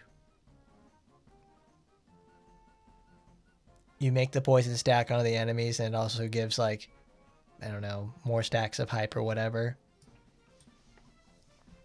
Because whenever I think of hype, I think of the one from Grand Blue Fantasy, because the one from in Grand Blue is like, it gives a very strong buff. It stacks 4 times, and it does like 20, and then it's a 25 apiece. So you can effectively do double damage but if you take a hit in any capacity, it wipes out all stacks at once. And it's obviously like pretty tough to get to 4 in the first place and hold it. But if you can do it, it just pops off and goes nuts. Stuff like that doesn't really work in this kind of game due to the really volatile nature of how well, not volatile, it's which how many stinking projectiles there are. You'll just like disintegrate all your stacks in the first place, which kind of sucks.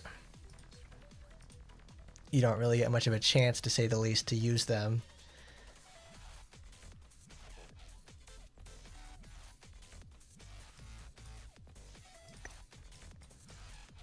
I really like what they do with like with Kara's bar. Kara, like, that's something I really like about her, is that she was the first one to really like go all in with meter content. So like, if she spends 5 or 10 blood on something, she gets a powered up version of the skill. I imagine like Snake Lady could have something like that in the first place, where she has like a poison meter, where it's like either she can inflict poison on herself to inflict it on others, or it's like she can make a poison nova when it fills up, when the bar fills up, and it like inflicts it onto enemies around her. I feel like that could do something.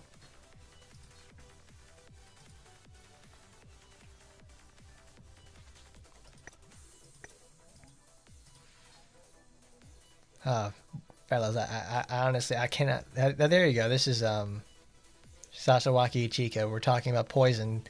Like, she deals poison, and it's like, this is a poison boosting character, and the fact it's like you take less damage from poison characters, and it's this is actually a nice combination of scaled dots. With stabs rapidly, deals 700, and then poisons the enemy of 50% of the damage, or 12.5. Really, really good stuff. That's effectively what like burn is for Astaroth. We will switch it out though with Nagi Katone.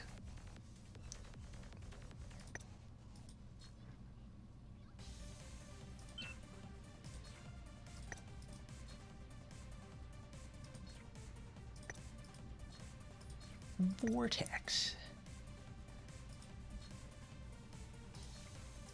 I know, we'll use Yellow Miasma.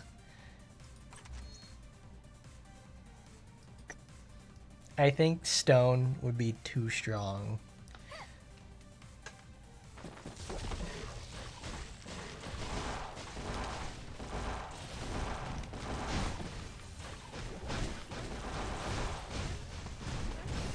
Oh no, Wight's activating Incredible Gassy. Look out, everybody.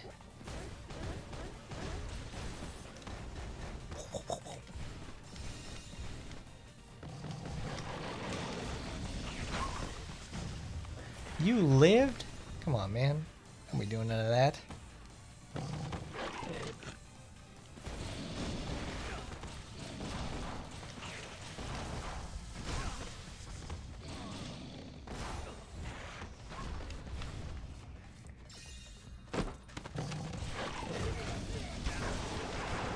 I mean, I only say it like that because in Grand Blue Fantasy they have the Luchador class, which is, you know, it literally is, it's a wrestler class. That is one of my favorites to use, and it was one of my favorites to use when I was playing the game, because it went all in with the theming on it. It's a very fun class to use, and it's very strong.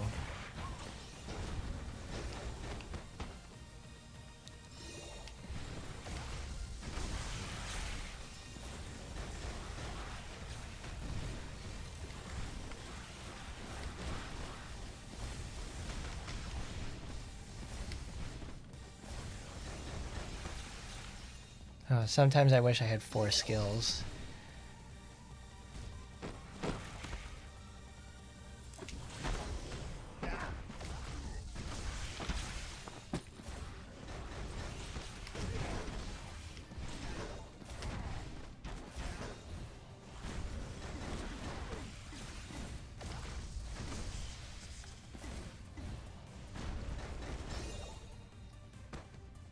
sock him in the face. Good job, Wight.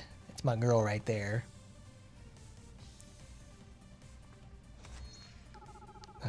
It's past my bedtime.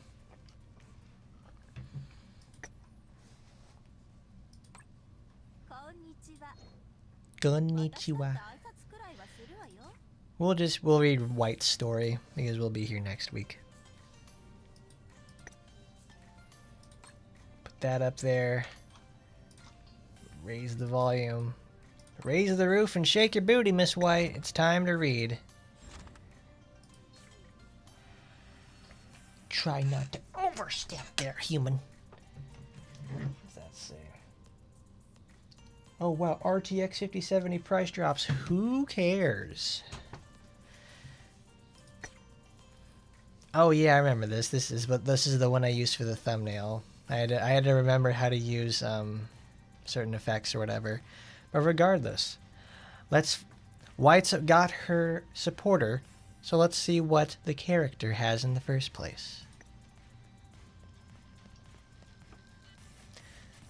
A desolate cargo bay, somewhere in a port city in the human world. But tonight, in a place where no human presence could be found, someone's rough breathing could be heard. It was a demon running, a male one, with wounds everywhere. His clothes were torn in places, and it was obvious somebody was chasing him. The life-threatening scene of his escape looked desperate, as his breathing was ragged, almost ripping out his own throat, but didn't stop running.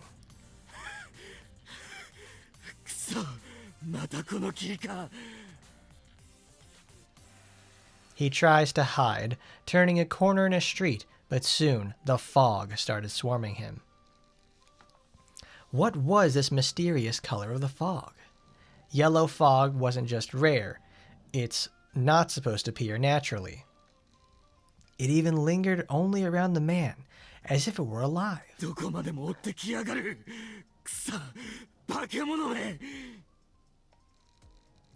He tried to control his breathing, even for a few seconds, then ran through the cargo bay like running through a labyrinth. It was to confuse his chaser even for a little bit, which would increase his possibility of escape. But the yellow fog kept chasing him. It disappears when he runs, but appears as soon as he stops. One couldn't even call this hide and seek. He was running, being chased, and getting tired all by himself. It was impossible to escape. He knew that, but he couldn't stop. If he did, he would die. That's what he could figure out. Due to the acts of the high-ranking demon Astaroth, after she let the video exposing Nomad's evil deeds go viral across the world, Nomad's global influence was falling apart. Companies and skilled people who were once under them were leaving. The organizations that were associated with Nomad were showing movements of going independent with money and power amidst the chaos. The man who had run out of breath with a sore throat, running through the darkness of the night, was one of them as well. He was originally a general affairs manager for a smuggling organization. He had kept his smuggled goods in the very cargo bay he was running in, and sold them secretly to earn money behind Nomad, and had completely gone independent by hiring mercenaries with it. Because he had experience in management, he was certainly taking his share of the money. When Nomad's influence grew weaker, he acted fast and got his freedom as a result. Based on that success, he must have grown confident in his skills.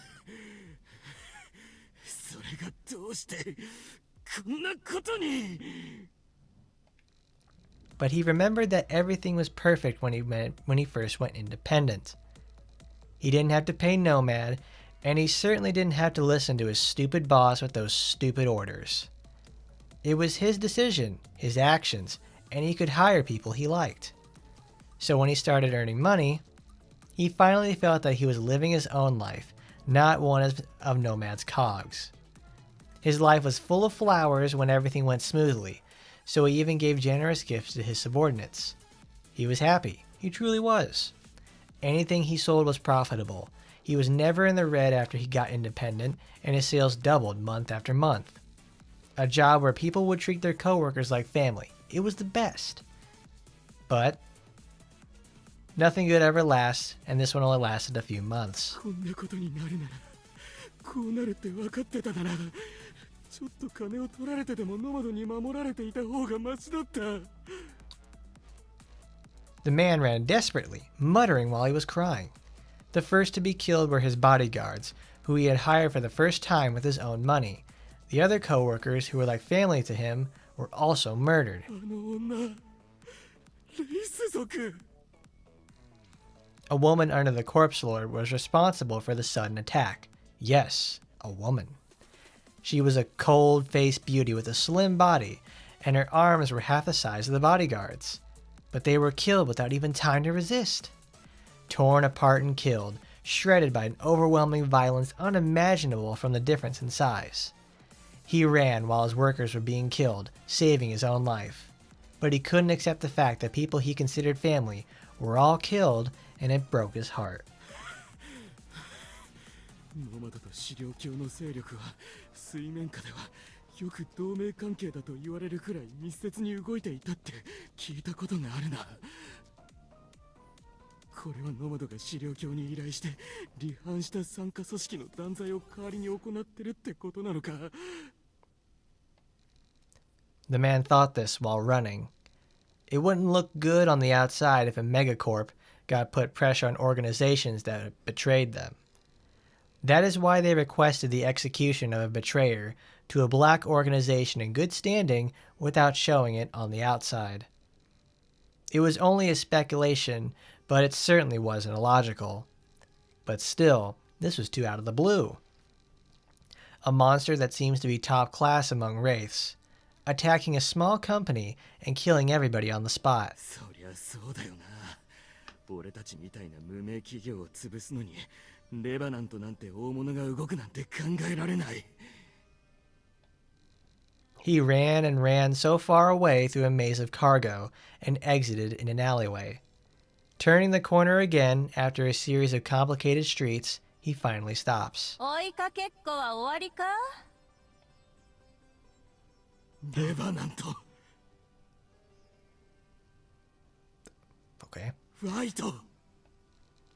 As the man spoke the name, the blonde female knight, Wight, inspected him as if she didn't even care what he just said.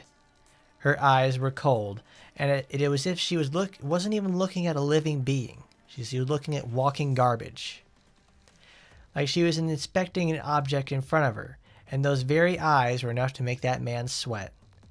At the same time, the yellow fog which had appeared in front of him countless times flows again. To be exact, it was a miasma that looks like a fog, one that Wight controls. どうして俺より先にこの手口に。この複雑な道で俺を追い抜くなんて絶対に不可能なはずなのに。 For him, this street full of cargo, where he hid his smuggled goods, was his one way to escape. Containers that made a labyrinth, structures and traps that don't appear on a mobile device map, can even fool the senses of a dog. ありえない。どうして俺より先に。 The man was sure he could escape by using the geological advantage he had. But Wight catches up to him. Even worse, she knew which way he would take to each exit, and she even went ahead of him. どうやって先回りしたんだ。そんなこと絶対に不可能なはず。 The man in confusion shouted, and Wight took one step forward. Her hard boots struck the concrete surface, making a dry echo. In a silent street, even an echo can hurt one's ears. As the man took one step back, she took a step forward again. レバナントは正気を自在に操れる。 One step forward and two steps back, they're not getting too far like that. Then again and again and again, the man's back reaches the wall the storage filled with smuggled goods. この正気は時には武器に、時にはゴーレムという自立型の補助個体に代わって戦闘を補助することもある。 He had nowhere to run as his back touched the wall, and now one step forward again and again, slowly but surely, the Revenant, cold as the Reaper, keeps closing in. そして時には獲物を狩る猟犬にも変わる。By that time, he realized that Wight was only a few steps away. Simultaneously, the yellow fog, the miasma that surrounded him when he was running away, was covering him once again. 嫌だ。死にたくない。 He realized at this point that this fog was Wight's miasma, and at the same time,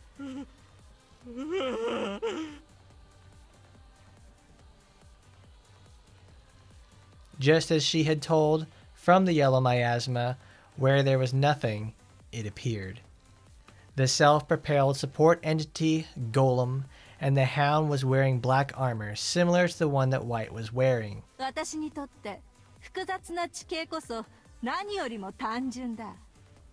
何せ正気で覆ってしまえば手に取るように構造がわかるからな。The male demon went blank at the words. 正気で覆う。この倉庫街を一体どれだけの規模があると。ずいぶんと甘く見られたものね。まあこの程度の規模なら私だけの正気で十分よ。Wight's words were true. With her miasma, the cargo bay was easy pickings. Her words were calm and cold.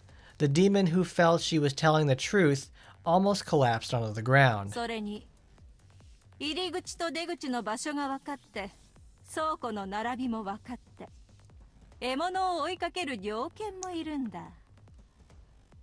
あとは倉庫外に瘴気をまいてルートを把握すればどの出口から出るかなんて追わなくても分かる。瘴気の中で一生懸命に逃げ回っていたが徒労だったわけだ。分かっそんな。The man was worn out at her words, and her hounds growled. It wasn't to express joy to someone, but a growling in front of prey. さあ狩りはもう終わりだ。ああ、嫌だ。死にたくない。助けてくれ。ノマドが出した報酬の倍、いや3倍払うから助けてくれ。見逃してくれ。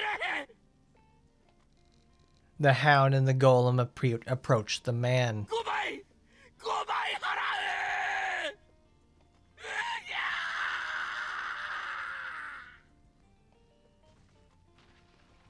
う。まったくこんな簡単な仕事に私を使うなんて。何を The screams vanished and a wet splat could be heard, but she didn't care. Leaving the scene to the hounds, she walks away. And there you go. There you have it. That's Miss Wight for you. I realized this though, like in the middle of when it was happening. She hunts people and stuff like that. I just realized this. This is her RPGX outfit. She's had this for like a very, very long time. But before this, Wight actually comes from Battle Arena. She actually has a different outfit that's like similar to this one in the first place.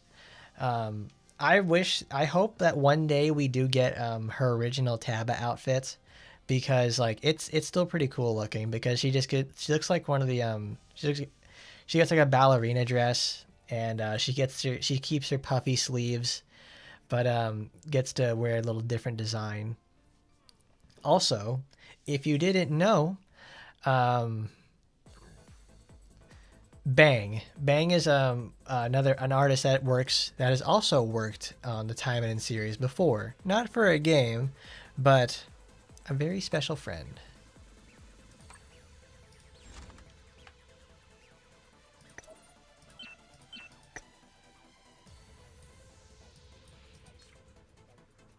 This looks familiar. It's Homer now.